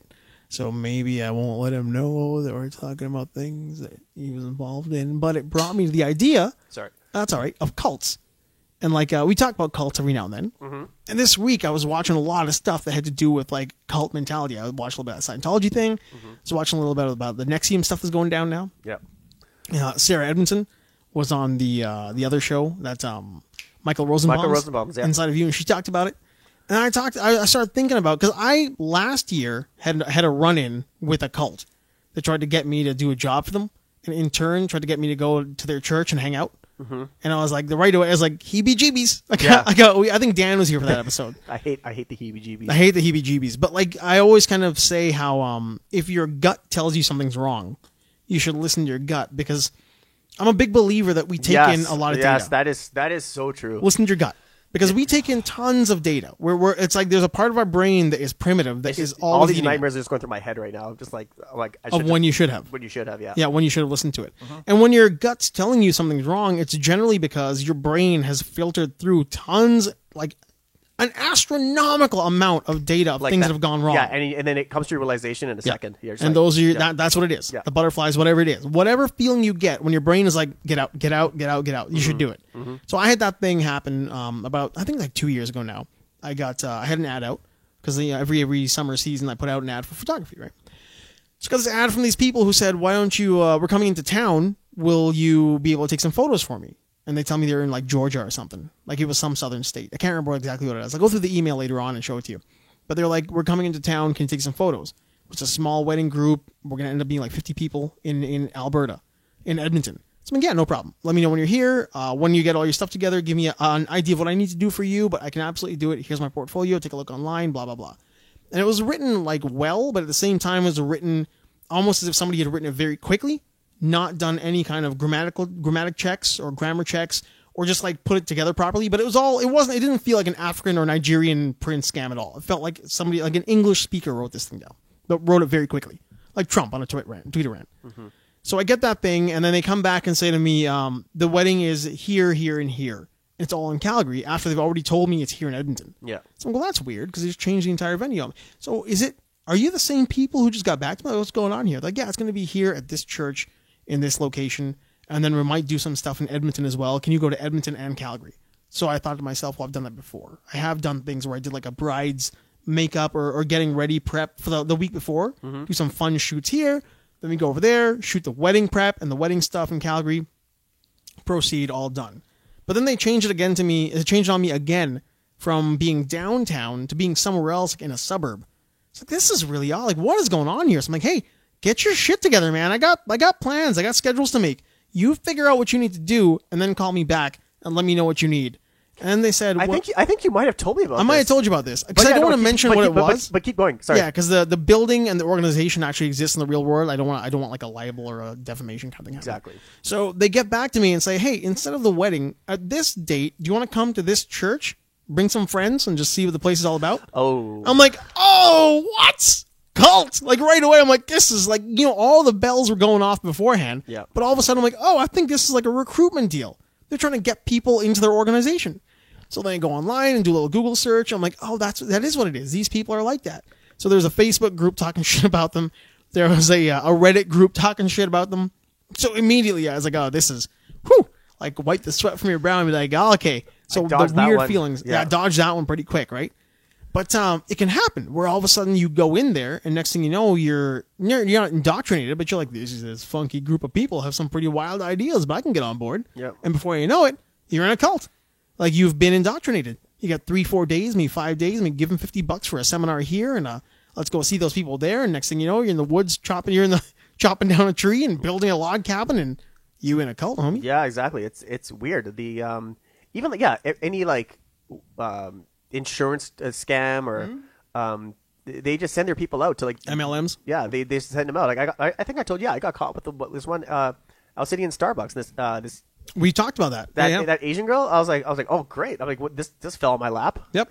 I can't believe this. I was like talking Pretty to her. girl talking to me. Great. And then I was like, I'm like talking, and she's like, then she finally like, when she dropped that first hint, I'm like, hey, you know what? This is not about me. It's about her. Yeah. I was like, after that, I was like, and then I kind of I said, don't go anywhere. I'm like, then I kind of like laid into her, not personally, but professionally. Yeah. And then I hit her with the left hook, and I was like, this is what you're doing is I said, I asked her questions. I'm like, where did you go to school? Mm-hmm. She's like, I went to university. And I said, what did you study? And she's like, accounting. And I said, get back into it. You know what though? Yeah. Like really, maybe she needed an interaction like that.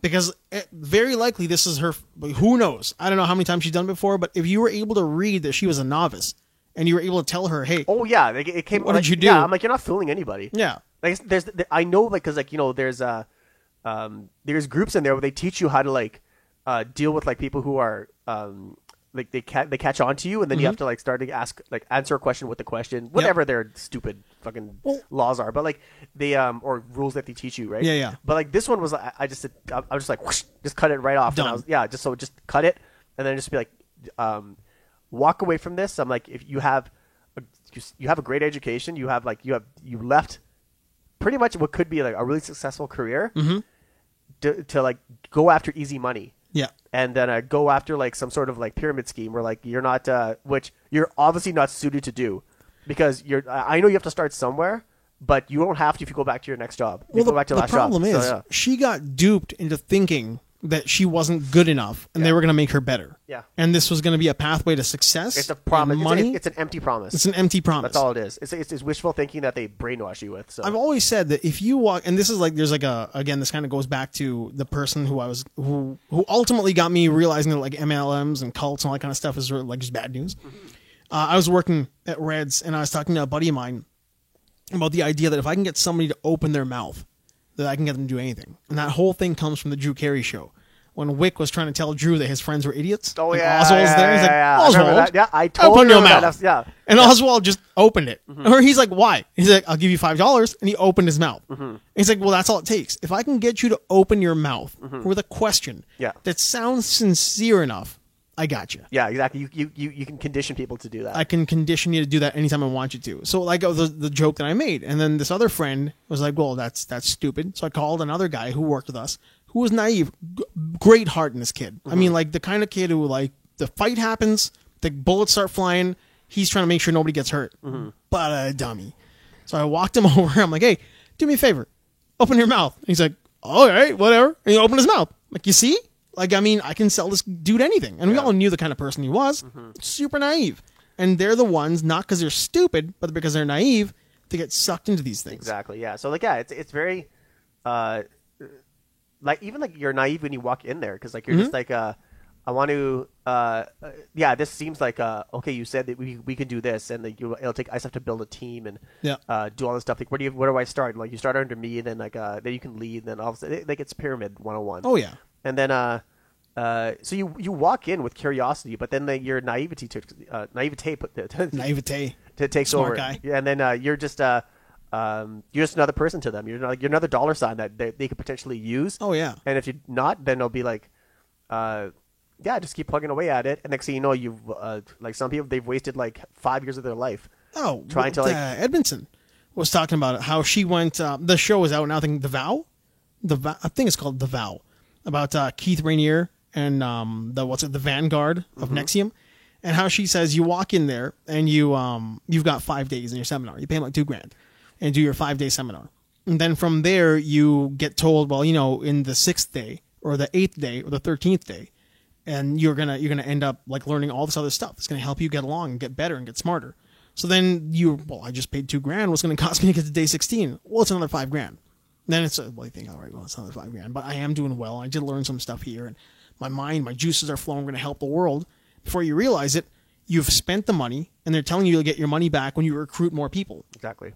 And then you recruit somebody else, and next thing you know, you got these 2 people on the hook. You get all your money back, but to get to day 25, you got to take $15,000 and put it in my pocket. And you're like, well, that's everything I just got back, but they're giving it to me. I mean, it's no different what like Copeland and Osteen do, where the whole like, you know, send us a nickel, we'll send it back. Exactly. Then send us $50, we'll send it back. Yep. Then send us $500, I'll build a church. There is no church. There's no church. There's no church, man. No. They're building shit. Yeah, because like, I remember myself and a friend of the show, Brackus, we went to this one. I won't say the company out loud, but they are they're Edmonton based, and it is a financial scam. And we already know what it is. We know what it is. And do they exist in our world? Yeah. Okay. Yep. And it's a financial scam, you say? I say. Yeah, they are a group of sorts. Yeah, they're a financial group on this planet. And so I there was a so yeah, I went there and I was like, this is totally bullshit. I said in front of everybody, I'm like, this is fucking bullshit.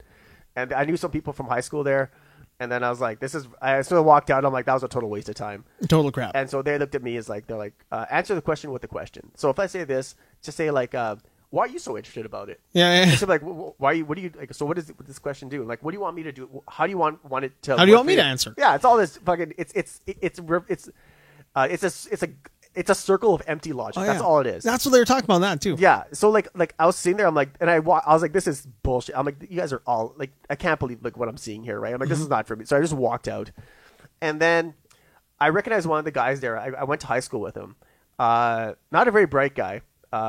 So he went to Ainley, and then I ran into him about 5 years afterwards. I saw him at I don't even know where I saw him. I saw him at a mall or something, and then I said, he saw me there, and he's like, "Hey man, what's going on?" I said, "Hey buddy, what's going on?" And then I said, "Are you still with that the scam? The scam thing?" He's like, "Yeah, I'm just putting my team together." I was like, that was 5 years ago. And you're just doing it now, huh? I was like, what? And I said, that's 5 years ago. I know that's not a polite thing to say to someone who's like, you know, you don't want to insult anyone for what they do, right? But like, you've only gotten to your team building. I'm like, what? Now. I'm like, you like from what they said. Yeah. from what the story that they were selling you, like they said in 5 years you should be worth $100,000 if not more. And this guy was just putting his team together. I'm like, you have been like, they took 5 years of your life away. Yeah, and how much money? Yeah, and if you cut that in half, your blame is that you allowed this to happen to you. Yep. You never saw I saw him like when I looked at him, I was like you never judge someone on the way they dress, but I'm like, man, you don't look like you're making $100,000 a year. Man, that is super accurate. That is a good way to gauge like those bullshit groups, like the way somebody's dressed, right? Yeah. We had something super similar happen with, again, fucking the same dude. We went to a seminar for this like a land ownership group. Mm-hmm. Like, you're all gonna get in there. You're all gonna put a little bit of money in. They're gonna buy a shit ton of land somewhere in southern Alberta or in central Alberta. You all get access to a certain amount of land, but you can't actually go and see what you own. Because it's then all in a group. And the guy who was presenting it to us was talking about how much money we're all going to make, and this is like the 10th, 15th, 20th time he's done it. Mm-hmm. The guy's wearing this like cheap powder blue suit with like what clearly looks like a shirt and tie that came in the same packet for cheap, like three other shirts. Like a modern day Larry from Three's Company. Like a modern day polyester clad Larry from Three's Company, wearing like a Walmart watch. Yeah. Like, he did not look like the kind of guy who walks into a place and is worth a ton of money. Yeah. Now, I've worked with guys who are worth like millions of dollars, and not that I'm worth that much, but I've worked with these people doing like security and stuff, who dressed very down compared to like what you would expect a millionaire to be dressed like. Yeah. But still like nice quality stuff. Like, that guy's a millionaire, but like clearly he's wearing Jordans. Yeah. And he's wearing like a nice watch, and he's wearing a really nice T-shirt. Yeah. But that's a fucking Versace T-shirt. Yeah, exactly. Now, he's T-shirt and jeans, but all that shit costs a lot. This guy was claiming to be a millionaire, dressed like a dollaraire. I mean, it wasn't good, man. Yeah. And he's selling you. Yeah, same thing. So when you see that, like, and you recognize that, it's like all these red flags start popping up. Oh yeah, like that's the thing. Like I'm like, you're making $100,000 a year. Okay. About to start your own team. Start your own team. Like that's what I should be looking at right now. Yeah. And what I see right now is someone who just wasted their time. Yeah. Wasted 5 years of their life. Man, and that's, again, I keep coming back to it because I think in that age group, it's a big deal. How much money did you put into it? That's the thing. That amount. Yeah. If he had to put more into it, that just puts him deeper in the dirt. Deeper in, man. Yeah, it's crazy. Yeah, like I looked at him, I was like, when he was telling me that whole story, because then all the gears started turning, and I was like, okay, how much money did he put into this? How much time did he waste? What did he say no to? Yeah. When he had an avenue out, and then Google just got mad at you. Yeah, and then I was like, I just want to, honestly, like, I just wanted to slap him in the face. Yeah. Just to like shake him just out of it. Just to wake him up. I'm like, what the hell are you doing? Well, you know what? That's what a lot of these stories end up being. Is somebody ends up seeing something. Yeah, I just want to just look at it, just give up. Yeah, where like somebody like you who knows them well enough will say something to them that makes them check, like just makes them like kind of give a little less and ask a little more, and then get a response that doesn't make sense. Yeah, exactly. Like that was I guess my feeling at that point was more of anger. Because number one, I didn't give a shit about this guy. Yeah.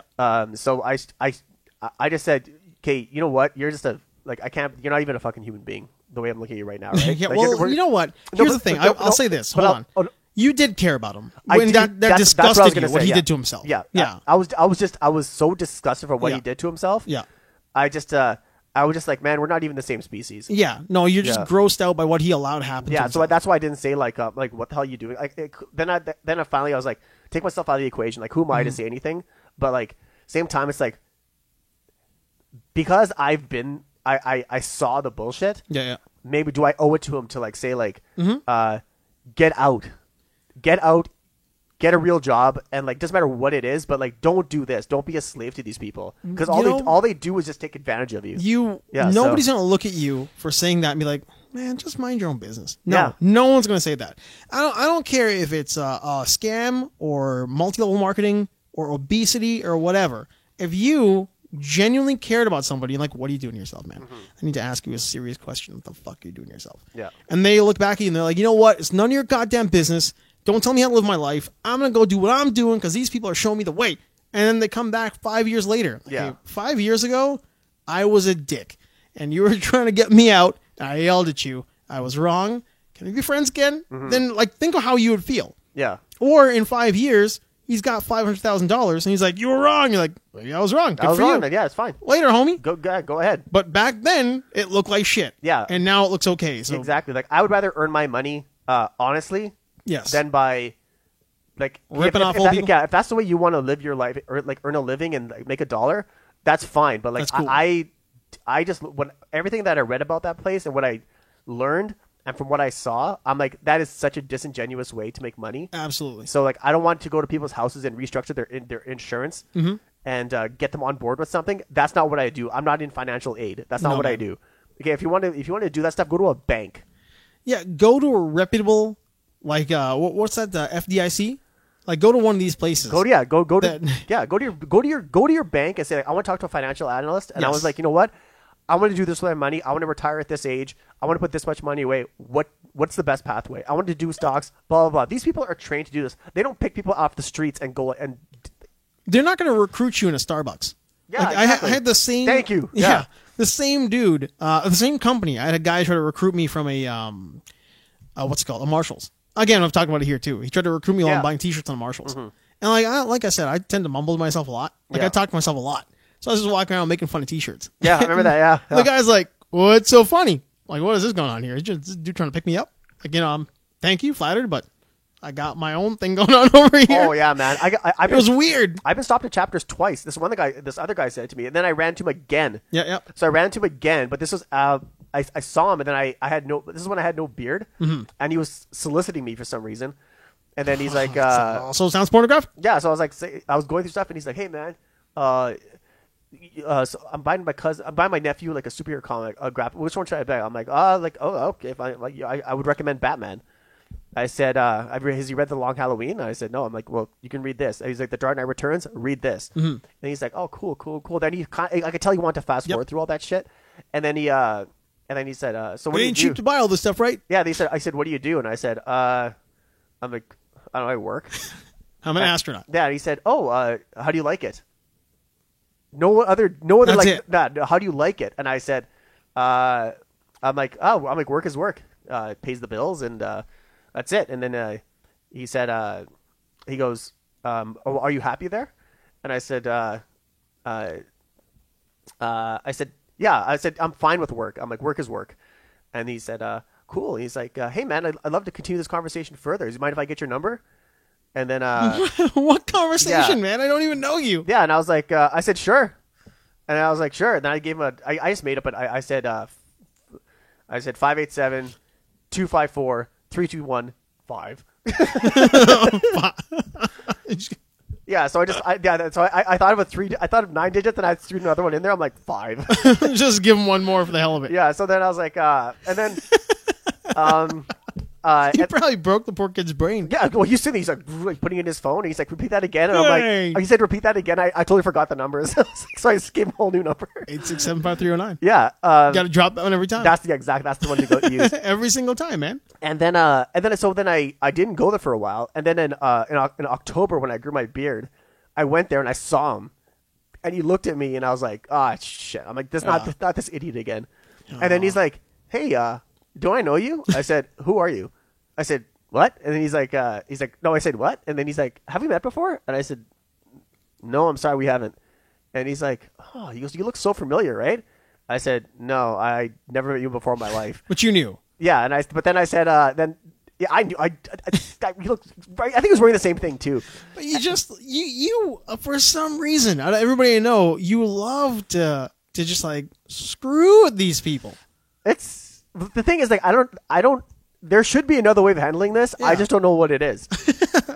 other than demoralizing them. Yeah, other than the sledgehammer approach, but you can't do that in a public place, right? So you don't want to become. Well, you can if you want to, but I don't want to come off as a total asshole. And so, you sure about that? Well, it depends on like how deep he was like trying to dive into it. Yeah, and I said no. Then I was like.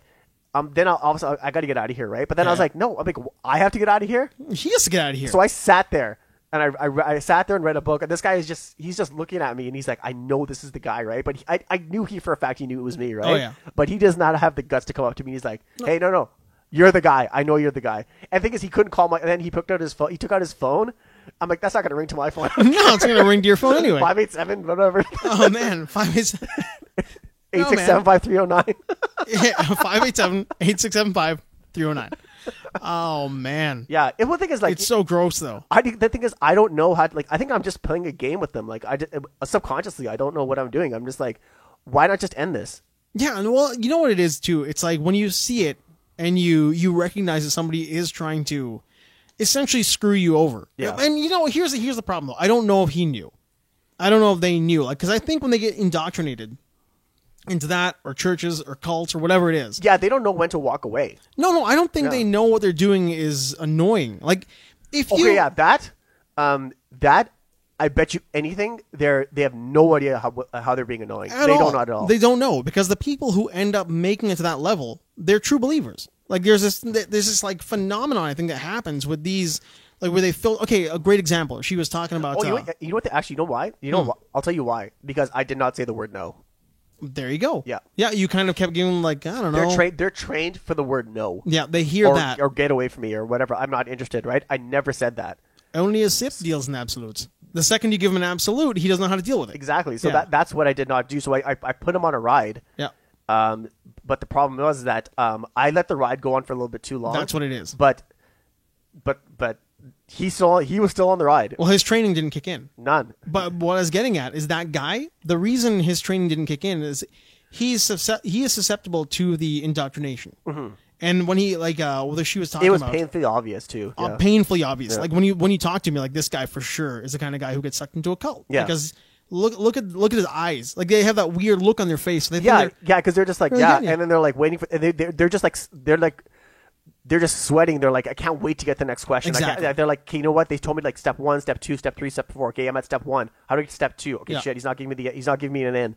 How do I do it? And I'm like, you could see the calculations he's doing in his head. I can see his eyes. He's sitting there. He's like, yeah. So what should I do this? So yeah. So you like this? Yeah. So what do you do? I'm like, no, man. Like, you're building rapport in the wrong places. You're doing it the wrong way, man. You don't know how to do this. Like, you don't understand because this is not Dale Carnegie training. Exactly. Yeah. The techniques they're getting aren't. You know what? They're not Dale Carnegie training. The techniques they get are more in line with like neuro-linguistic programming. Yeah. They're being told, like, if you use these words, it will make them your friend. It'll make them more likely to be on your side. Yeah. Whereas Dale Carnegie is trying to empower you to make you more confident to interact in a better way. These people are being told how to dupe you into believing what they're selling. Yeah, exactly. And it doesn't work. No, it doesn't work. Like, these people are not... like, having that... If that is your training to how to deal with people... in your life, that's going to lead to like just failure after failure. It's not going to get you anywhere. Well, it's going to lead to a lot of emptiness. Like, you're not going to be full. Like, you think you might be fulfilled. Like, the end goal is success and a big house and a wife who loves you and high fives from your kids because you're the provider. And that's not going to happen. No. It's going to be a lot of emptiness because you're never going to get there. Yeah, because then you're going to shake off whatever fake training they gave you and real life in interactions with people. You're going to be like, you're going to talk to people like how these people trained you, like normal people in your everyday life, and you're going to be like, what the hell's wrong with this guy? Oh yeah, people. That's how they're going to look at you. Yeah, it's just it's weird how people are just like indoctrinated and how they're and just a failure to think for yourself. Like that the robotic artificial laugh at jokes that aren't funny. Yeah. It's like that's what you become. You become that thing where it's like, ha ha. He told joke. Must laugh now. Ha ha ha. It's 5 o'clock. It's 5 p.m. somewhere. Hello. Ha ha. Exactly. Yeah, exactly. You become that version of the robot. Exactly. It's wild, man. It doesn't like it's freakish though. Like when they actually get out, when you see that's the true believer who walks away, and then you kind of see how little of a true believer they really were. Like they got into it. Like when you see the like the Leah Remini thing. And the Edmondson thing, and the people who I've kind of seen go in and out of organizations that were like MLMs or culty, right? Mm-hmm. When they walk out, they always have this look on their face like, I can't believe I got duped by that shit. Like, I can't believe that was something I thought I was going to give everything they're stunned. into. Yeah, they're legitimately stunned. Legitimately stunned. Yeah. But then there's a person in that group who doesn't get out. And then you see the interactions you have with them, and the interactions you have with your friend, or the interactions you see among people who are stunned. Mm-hmm. And it's very different. It's very different. Like those lifers and true believers, it's wild, man. It's like they're in a different place of just like, blind like faith loyalty. They're in deep. Yeah, it's like any cult or any diehard religion. Yep. So. Same thing. We had a girl one time, and this is the flip side of that. Me and Doug were in the the Bangkok airport, SMB, and we were sitting around waiting for our flight, and there's like a Japanese, like she looked very, not traditional Japanese, but she was definitely Japanese and not Thai. And even by the accent, like, we're trained to hear those accents, right? Yeah. But she walks up and she's going to ask us questionnaires, and it turns out it was about like traveling internationally, especially to Japan. And the way she was asking the question, she knew exactly how to get automatic affirmative responses out of us to join her conversation. She walked up, she was very nice to us, she extended her hand in this like really polite, nice way, and she bowed. And next thing you know, me and Doug are sitting there, and like I'm looking at him because he's about like 3 seats over, because there was like 2 air conditioning units or 3 banks of seats over, and he's sitting in front of one, I sit in front of the other because it was hot as balls. It was such a hot day. So we're sitting there. I look over and he's talking to this girl, and I see her nodding, and she extends her hand, and he's like, "Oh yeah, this is nice. I'm seeing a nice affirmative thing going on over here." Yeah, she's a clipboard, and next thing you know, Doug's talking to her and talking, and he thanks her for her time, and she walks away. And she walks to somebody else. I look at him. He's like, I don't know what the hell just happened. I think I just filled out a survey. So then she's walking around. I'm watching her do the same thing with everybody. And her body language never quite changed. It was always like very polite. And not in like a weird, what we expect Canadians or Japanese people to be as far as politeness goes. Yeah. Her body language was very like hypnotic. The way she was moving was all very like, hello, I'm your friend. I'm nodding. So you'll start nodding. I'm very happy. You'll be happy. And her makeup was like very subdued, but very like child, like porcelain dolly. So when you look at her, you're like, well, she's actually like, she looks very like innocent. So everything about her was designed to get an affirmative response to the people she was talking to. I was like, it was like bloody creepy, man. And she comes to me. I'm watching her walk over to me, and she just starts talking, and I start interacting with her, and she's very like, hello. I'm good. How are you? I'm like, what is going on here? Wow. Then Doug watched her have the same interaction with me that I watched her have with him. I'm like, it was weird, man. Like, I couldn't say no to her. Yeah. It was you weren't able to give her like a negative response. It wasn't anything major. She wanted to know where we were traveling. Will we ever travel here again? Would we go to Japan? What do we think about Japan? And then something else. But what kind of food we like? And she was gone. Off to the next person. But we both recognized right away. And ever since then, I've kind of been a little bit... not suspicious, but like in tune, weary about like those people in those situations who walk up and they have that, like they're just trying to hypnotize you with the way they're moving. That's kind of cool, though. That's a cool life experience. It was a very cool life experience. It was very cool to see it happen to everybody and then kind of be like, not me. She walked up to me and I'm like, oh no, me too. Mm-hmm. I can't say no to you. Like, you look so innocent. I'm glad you actually kept watching her. Yeah. It was wild. You couldn't not watch her. Yeah. And it wasn't because like there was something like intriguing about it, like, oh, look at that lovely Japanese, very sexy. It wasn't that at all. Like, you were watching her just in awe of her get these affirmative, and they were all like, every interaction was very positive. And it didn't matter if they were white, like he's white, I'm not. There's Thais. There's people who don't look like they're from anywhere. There's some like hardcore Indian looking people. Some people told her like, hit the road, I'm busy. But I would say 12 out of 15 were all positive. And it was all to do like all body language. Her movement was all like a metronome. I should have met her in Starbucks instead of the other one. She would have got you. She would have gotten whatever she wanted out of you, and then some. Yeah, then I'd be crying here about it. You would be crying to her about it? I'd be crying here about it. Like, you'd be crying here about it. Yeah, the one time I got taken advantage of. I got duped in a Starbucks. Yeah, she took all my money. Yeah, but and she did the same thing to like 12 other people. 12 other people in the exact same way. But I've always been fascinated by the idea of how people get sucked into like organizations and cults. Like, how does it happen, right? At what point? Like, I mean, I know you have, but at what point do you tell your boss to go F himself? Like, we've all done it. We all done it. Yeah. I mean, well, people we know generally in our group of friends are, we're not aggressive, but we're pretty assertive. Like, we take care of ourselves. So our group does. I know lots of people who would never say that. Yeah. But like, at what point when you're in a cult, because that becomes like your boss, becomes like another supervisor. Yeah. There's levels. At what point do you question it and tells, like, they ask you to do something? You're like, you know what? No, I'm not going to do that. Go F yourself. I'm out. Oh man, there's so many ways that people have to. I guess like when it comes down to like like I guess for lack of a better term, standing up for yourself, or when you realize enough is enough. Yep. Where you're like, okay, when does my I know that this is like I signed up for this for a reason, and I'm like, you know what, I've followed all the rules. They've taught me so much, but I think there's because it all depends. Like I think it all depends on what it does for you.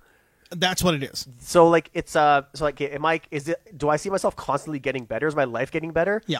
Or am I aimlessly drifting around and be like, you know what, I'm not. I'm still low on the totem pole, basically, right? So like what am I getting out of this, right? And for some people, they either wake up seeing, because when they see what's happening to other people, or where am I actually in this place? Like how far am I going in this? Yeah. So yeah, or some people just have an epiphany. I find. I think for sure. Yeah. For sure. But like you said earlier, it's all about. I think the way most of these guys get you, and I mean we've kind of reiterated that, the way these companies get you, organizations get you, is we're gonna make you a better you. It's gonna take a lot of hard work. It's gonna cost you a little bit, but you're gonna get loads back. Yeah. There's a process. Trust the process. We're gonna make you a better you, and then the epiphany happens. Yeah. After however long it is, but eventually epiphany happens. Where it's like, well, why are we doing this? Yeah. Why does it cost me so much to make myself a better me? Right. I mean, because we were told early on. Like, martial arts does it a lot. Martial arts has the same kind of thing. Shitty martial arts schools. Good ones, generally, you go in there, you learn, you walk away. But shitty ones do a very culty thing, too, where, some people might get moved up, some people might not get moved up. And then, maybe you'll see, schools where they're always rotating, white belts, yellow belts, red. You're always getting belted. Because they're making a lot of money doing whatever, right? Yeah. And I think that's another thing, too. Sorry to interrupt, but, is that what is this going to cost? What is this costing me? What is it costing? It can be money. Yep. But it can be anything. Is it costing me time from my family? Is it costing me? It could be anything. It could be is it costing me my former job? Exactly. Is it costing me my? Yeah, it could be anything. It could be anything. Yeah. It could be any number of things, monetary or. Is it costing me my emotional happiness? Exactly. When it's supposed to be contributing to my emotional happiness. Yeah. Is it costing me psychologically? Is it costing? Do I feel better than? Am I feeling better the next day? Yeah.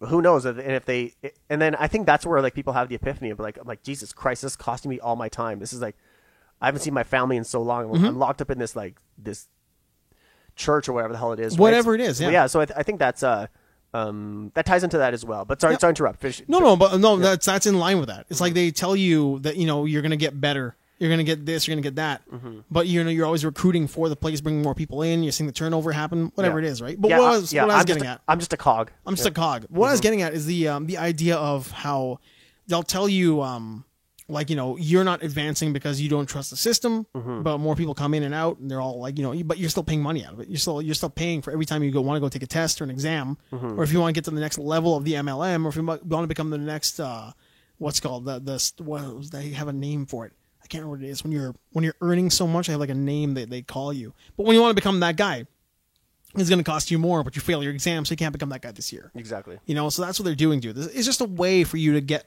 They're all just multi-level marketing scams. That's at the end of the day. Well, that's the acquisition of wealth is a driving force behind a lot of things going wrong in society right now. So, if there's money to be had, people will be surprised how what lengths people will go to get it. We're all into life. We have to make money no matter what, right? Because that's how we survive. You need money to buy goods. Yeah, exactly. Goods and services. That's all it is. That it's a simple concept. It's the newest version of trading. Something bartering. For something. Yeah, it's for bartering, right? But there's a certain point where your integrity and who you are is online as well. Absolutely. And I think that's where you draw the line. Yeah. Like you said before, man. You're going to hit that epiphany. Hopefully, you're going to realize that. You don't want to be a cog in somebody else's story. Yeah, exactly. That's why not start your own machine? Yep, start your own machine, man. And not to take advantage of everyone, but just to genuinely make people's lives better. Yeah, don't become a cult leader. No. It's all bullshit. That's all bullshit. Don't start your own machine in the sense of you know what? I've seen how this works. Yeah. I can start a cult. Well, because then you're going to become like that. Remember Kumare? Did you ever see that documentary? Oh yeah, I did see that. Yeah, I did see it. Vimeo years ago, but Long I think time ago. Yeah, Netflix and shit. Now I think YouTube's got the whole thing. Yeah, It is on YouTube. I saw it there the other day, actually. Yeah, like legit high quality. It's like the whole thing's legitimately there. Yeah. And it's all about a dude, and Darren Brown did something similar too by accident. It's all about a guy who decides, like, let's just see if we can convince people that I'm a religious leader from India. Mm-hmm. And he's a brown guy. Yep. He's like, I'll call myself something like Kumari. I'll walk out there in a robe and beads and do yoga in the park. Yep. And like one lady will ask me what I'm doing. And I'll tell her what I am, and she'll tell two more ladies, and they'll tell two more, and they'll tell their husbands. I'll get some guys, some ladies, and yoga and religion, and then he has a nervous breakdown. Yeah. Well, essentially, he has like a faith breakdown. Faith breakdown. Yeah. And Darren Brown did something similar in one of the earlier specials he did. I don't think it aired here, but you can get it like Daily Motion or YouTube or something, where he tried to convince a small area in southern Texas or Alabama or the US. It was somewhere. I think it was in Texas. Maybe it was Texas, right? And he gets a guy in there and he makes him like their new religious leader, and he may have like a lineage from Jesus or some shit like that. Yeah. And that kid has like an actual breakdown where he starts realizing that people will just believe anything, and he doesn't want to be there anymore. Yeah. That's wild, man. Yeah, it's so like, it's sad when you realize if you are in a position of power, you'd be like you can ruin people's lives. Like this. It ain't hard, man. It's not hard. It's really not hard. It's very, for a lot of people, it's so easy to take advantage of people, and it's like you can prey upon their weaknesses. Yep. Like emotionally, psychologically, like you're just it's easier than people think. Once you find their thing, what their hook is, like how you can get that hook in. Yeah. Whether it's religion, money, family, whatever it is. Whatever it is. The second you know what you can manipulate, you can ruin their life. Exactly. That's such a dangerous ability. That's how I think that's how major religions work. Yep. On large scale is you just weave your way in there until you find something, and then you just milk it. Just milk it. Grab the teat and just milk it. Yeah, just milk that's just drink that sweet milk all day. That's what they're doing. Nectar of the gods. Yeah. This is the milk of Jesus Christ. Drink it. The sweet nectar of the gods, I find. The sweet nectar of the gods is oil. Oil is the sweet nectar of the gods. Well, you could say water, but I'd say oil is. You mean like cooking oil or crude? Crude. Texas tea. I'd say Georgia. Georgia crude? No, like not UN oil. No, right out of right in the near the USSR. Yeah. Yeah. You mean where it was discovered? Yeah. Yeah, real oil. Real like you can it was on the Grand Tour. You can bathe in, they have tubs where you can bathe in oil. Yeah, there's some sort of it's not even you're right, not a mud bath or anything. It's a mineral oil. From the earth, it's from the ground. They take it out and you can just can just bathe in it. And you can just move it around your body. And, I remember. I think all your crevices. I think Jeremy Clarkson bathed in oil, and then James May. Of course he would. He took a bath in wine. Oh, that's just imagine that. It's that's too decadent. That's be like Kramer and the Butter. The reason I can't watch the Kramer and the Butter thing is it's too decadent. Yeah, it's I was I gotta stay juicy. I gotta stay juicy. It's too pre-Christ Roman Empire shit. It was a long time ago. I can't watch that because that reminds me of that's what they would have done. They had their little manservant, their boy servant. They would have had oh my god, the decadence back then. Because who's gonna say no to those people? They could do whatever. They could have done whatever the hell they wanted. It's wild, man. Yeah. It's like when you watch movies about Spartacus and stuff, and you're like, oh, this seems like they were too decadent. What's the one with what's his face with Judi Dench? The Age of Decadence. No, with that one Roman leader. Caligula. Caligula. Yeah, there you go. Caligula is Judi Dench or it was like Helen Mirren or something. Yeah, Helen Mirren. Yeah, Dame Helen Mirren. Dame. Yes. Hey, she's not a broad anymore. Yeah, man. She's a dame now. Dame. No, but and that's I know that's decadence run amok. Well, it's like grotesque decadence. Yeah. Yeah, it's barbaric, grotesque decadence. Even the movie is because a lot of that stuff was real. Yeah, but I think it's downplayed. Oh, for sure. I mean, it's whatever that is. They had to under dramatize it. Under dramatize it. Yeah. Whatever the real thing was is it's like there's probably animals in there and God knows what. Caligula is to decadence as Serbian film is to Taken.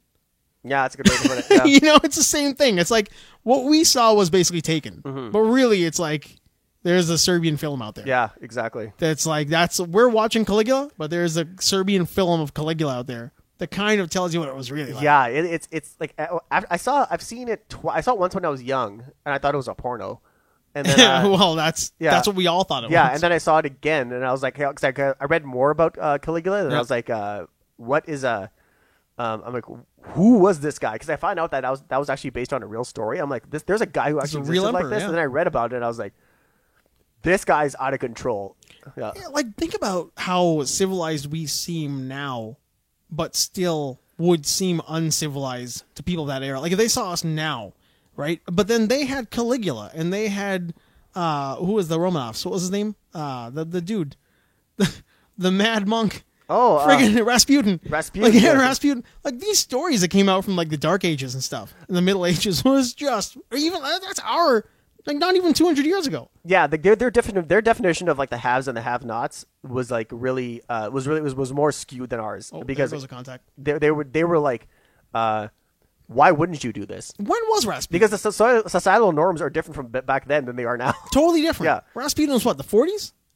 Yeah, around there. Like maybe the 30s? When was the whole Nicholas and Alexandria, the Tsar and Anastasia and all that? That was all Rasputin, right?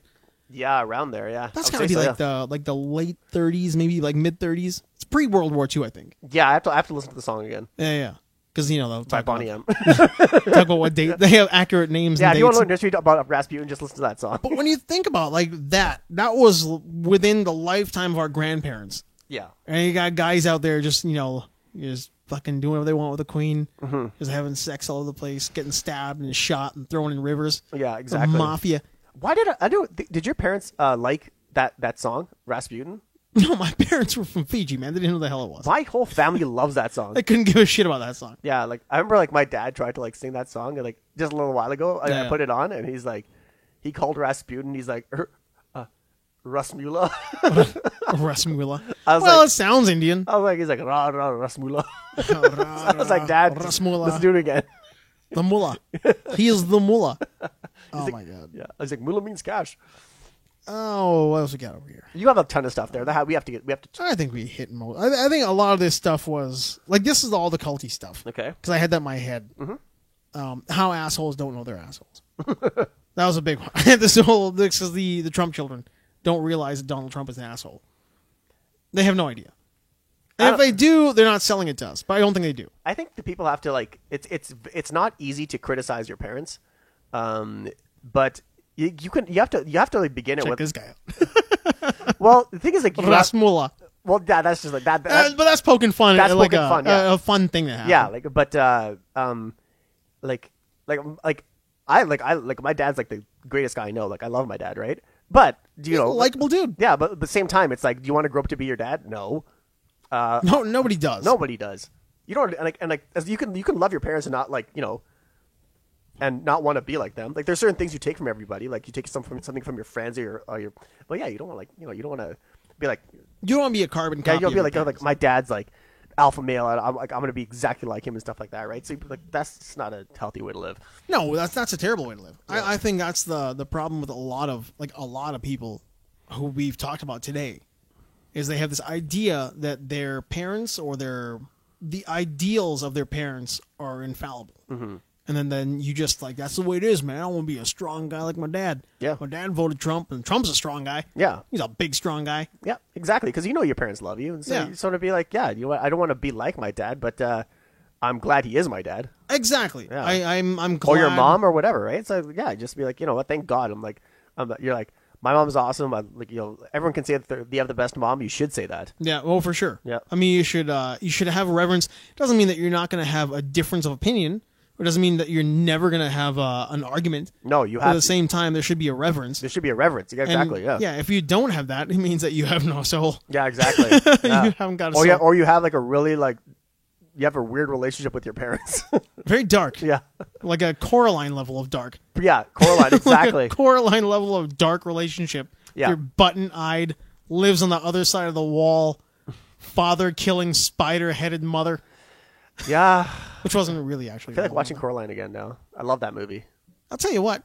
I've never seen the movie. It's great. I've got a signed edition of the book over here. By Mr. Gaiman? I do. I'm not surprised. Yeah. I'm not surprised at all.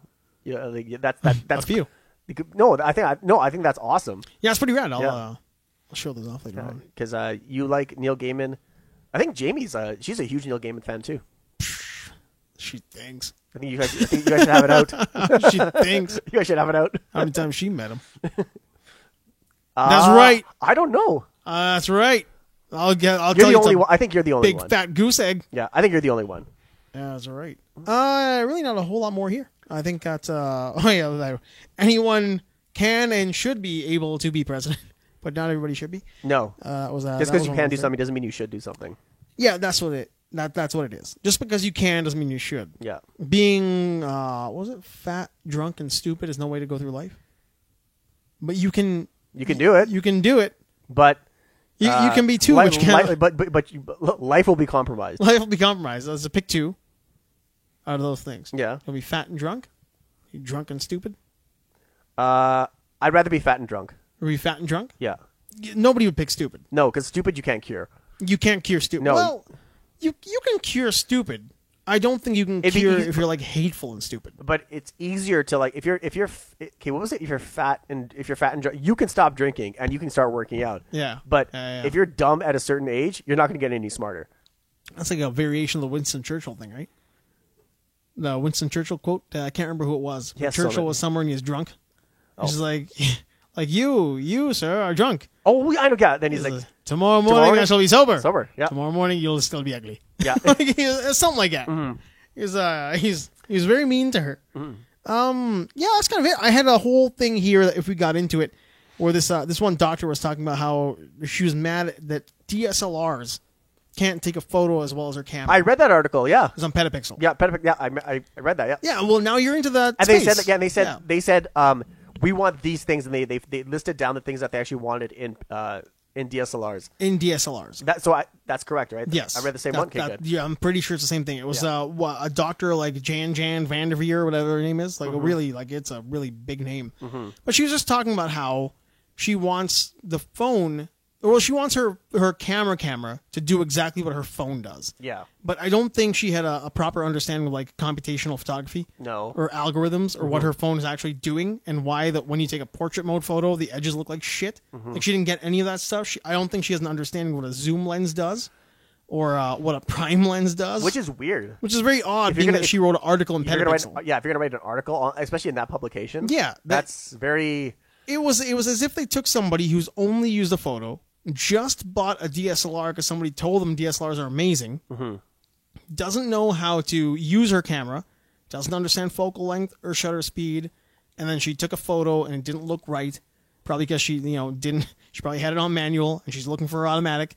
She couldn't figure her camera out, and then she got mad because her iPhone does a better photo. Then she wrote an article. Then she wrote an article. And she just doesn't understand. I'm not surprised by that. I'm not surprised. And it was weird to read that somebody didn't take time into understanding what her tool was, but she's talking shit about her tools. Was there a reply? Sorry to interrupt. Go ahead. Sorry. No, there were replies. There were replies saying, like, we don't think you understand what your tools are. Mm-hmm. And I think that's what it was. And it's odd to me, though, that was it. That it was in, like, a pretty respected, like, fairly well-recognized online publication about photography. Yeah. Well, you should be that clueless. Well, the thing is, like, the community. I'm not sure, like, how big how close knit the community is, but like, it has to come from a form of like, of educating the person and be like, you know what, like, yeah, if you have all this kit, and you have this certain phone, you're all set to go. Yep. So like, but you have to understand, you have to get to the grassroots of like what it can actually do for you. Yeah. And why the pictures look like this. Yeah. So if you understand that, you're already ahead of the game. You're already ahead of the game. So, but what you have to do is understand why these things work like this. Do you, like you said, computational algorithms when it comes to a picture? There's a reason why when you take a picture, it takes a couple of seconds for it to load because it's doing all the computation. Well, it's doing all the processing for you. Exactly. You know, so like your DSLR is not doing that. Exactly. So I don't know. I think it's I'm not sure if maybe like her intent was to like get a response from people and say like, I want to tell me why I'm wrong. Yeah, who knows? Like I don't know. Yeah, I don't know. I mean, the way it was written, it seems less that she was asking people why her camera doesn't work, and then she had her wish list of like all the things she wishes. All the things she wishes, and they're all things that your camera already does if you understand what your camera does. Exactly. I just the whole thing seemed really. There are things that I don't mind when people write about DSLRs or cameras in general. But some of it put you off, right? Some put me off because Look, it's almost like you're refusing to acknowledge what your tool does and getting mad at your tool. Like you're using the back end of your screwdriver to drive nails when your hammer's right there. You're like, but I want my screwdriver to do it too. It's a tool, therefore it should do what all tools do. It doesn't work like that. You need to understand what your device does. Was that bothering you? Could you hear yourself now? No, I just like, oh, he's not here anymore. He's not here anymore. Good call though. It's a second on battery power. Whatever. No, I just don't like that. I don't like argumentative stances. When it comes to, especially in communities where most people are willing to help you out. Yeah. That really annoys me. Okay, I totally agree with that. Yeah. But that's not going to get someone to read your article. No, and that's exactly it. Yeah, so I like that's exactly right. I would rather have you read write that article. Yeah. And be like, look at her and just be like, no, this is what you mean. Yeah, she needs an intelligent response from somebody in the industry. Yeah, it comes off as someone who picked up a DSLR for a week. Yeah. And like me, that sounded like me being angry. Yeah. That my DSLR can't take photos as good as my S20 Plus. Exactly. So like that but for her, it's like who knows how educated she is. Yeah. But that's where I'm probably at the level that she's thinking that she's at, or that she wrote that she's at. Yeah, I don't know. I think she thinks she's more than what you are. I think this is the kind of person who thinks that she's a be-all and that's even sadder. That's what it is. Yeah. The way it was written, and that's not a backhanded compliment to your like sensitivity towards what you don't know. I don't really have an ego to bruise right now. But that's what I'm getting at. It's not like I'm trying to like humble brag you, but be like, no, you're a better person than that. No, I literally think she thinks that she's a genius. This is, or he or she, whoever Jan is. That's a big failing. Yeah, it's like this is somebody who's walking into a room and complaining about a very capable device that everybody else is like, why don't you just take an hour to learn your shit? Yeah. Sorry, go ahead. But what DSLR did she have? I don't even know. I can't remember. I think she just said my DSLR. Like my DSLR doesn't do what my phone does. Yeah, because my iPhone 11 is better. Yeah, okay. Yeah. Go hard. Go hard, lady. Go hard. And it's weird too. Like when you watch certain people who complain about things like depth of field or computational algorithms or whatever it is, and they don't understand why, like, you know, if they're using like a GoPro or an iPhone wide angle, like how come there's no depth of field? Yeah. It's like they don't know how to use it. Like, I don't know why it's not doing it. Why isn't it doing it? Like, what's going on here? It's like, well, because you just don't know what you have in your hand. Yeah. You're using the wrong tool for the wrong job, and the failing is on you, not on your tool. Exactly. Yeah. I don't know. I mean, that is a very personal rant. There's a whole thing that we ended on. I could tell there was some. Like I don't like crybabies. You're just like, I don't know how to use your tool. Yeah, I don't like crybabies who pick something up and then complain about it when everybody else who's actually in the industry knows what they have in their hand is a capable tool. Yeah, it's. But you don't know, so you're gonna bitch about it. Well, the thing is, like, you can't just like the. I guess one of the big things is that you, I'm not saying that she's guilty of this, but a lot of people have this sense of like, I need to fulfill my needs, my personal needs. It has to be like now. Kick something over? No, we're all good. No, see, like everyone needs to feel good now. That's the society we live in, right? Exactly. But instant gratification. Instant gratification. Thank you. Push a button. That's exactly what the term I was looking for. I want to push a button and I want what I want right now. Yeah. So that is what your phone is for. Okay. Yeah. But did you get the DSLR and the phone? Because you're interested in photography? If you're interested in photography, then you have to do the deep dive and like get to learn how to do everything. Like learn how to do ISOs. Like learn the terminology, go into practice, and just shoot. Exactly. Yeah, but like this lady comes off as someone who's like, I don't know. Like, there's a hint of self-entitlement. There's like, that's the vibe I was getting when I was reading the article. There's a kind of person that I want my DSLR to do like Nikon and Canon. If you're listening, I want it to do this, this, and this. And I want it to be Wi-Fi. I want it to stream to my computer so I can do this. And if it has built-in DaVinci, that'd be great. And even if it does all that, they'll still bitch about something. For sure. There's a type of person who there's a reason that we cover up the names. I can't believe I did that stupid imitation. But that was a good imitation. Sorry. Because that person, like that's what I'm getting at now. There's a reason that like when I go to gear or when I go to gigs or all my gear is taped up so you can't tell what I use is because of that person. That person. Because that person you just described is the kind of one who shows up while I'm shooting. They show up like you were a telling camera me, and they shoot alongside you, or they tell you what you're doing wrong. Or like I had a girl one time, like we're talking, and this is like not a racial thing at all. I was shooting a wedding that had primarily very dark skinned people, and she was like the only very very light skinned lady there. Not gonna say what she was, but she was like paper white. And I'm taking these photos. And she walks up as I'm shooting, and I'm shooting. And I've got all my exposure for the area that I'm in, so everything's working out really well. Got everything exactly how I want it, because these people who I was shooting at the time were very dark in a dark room, but I had to make them look good.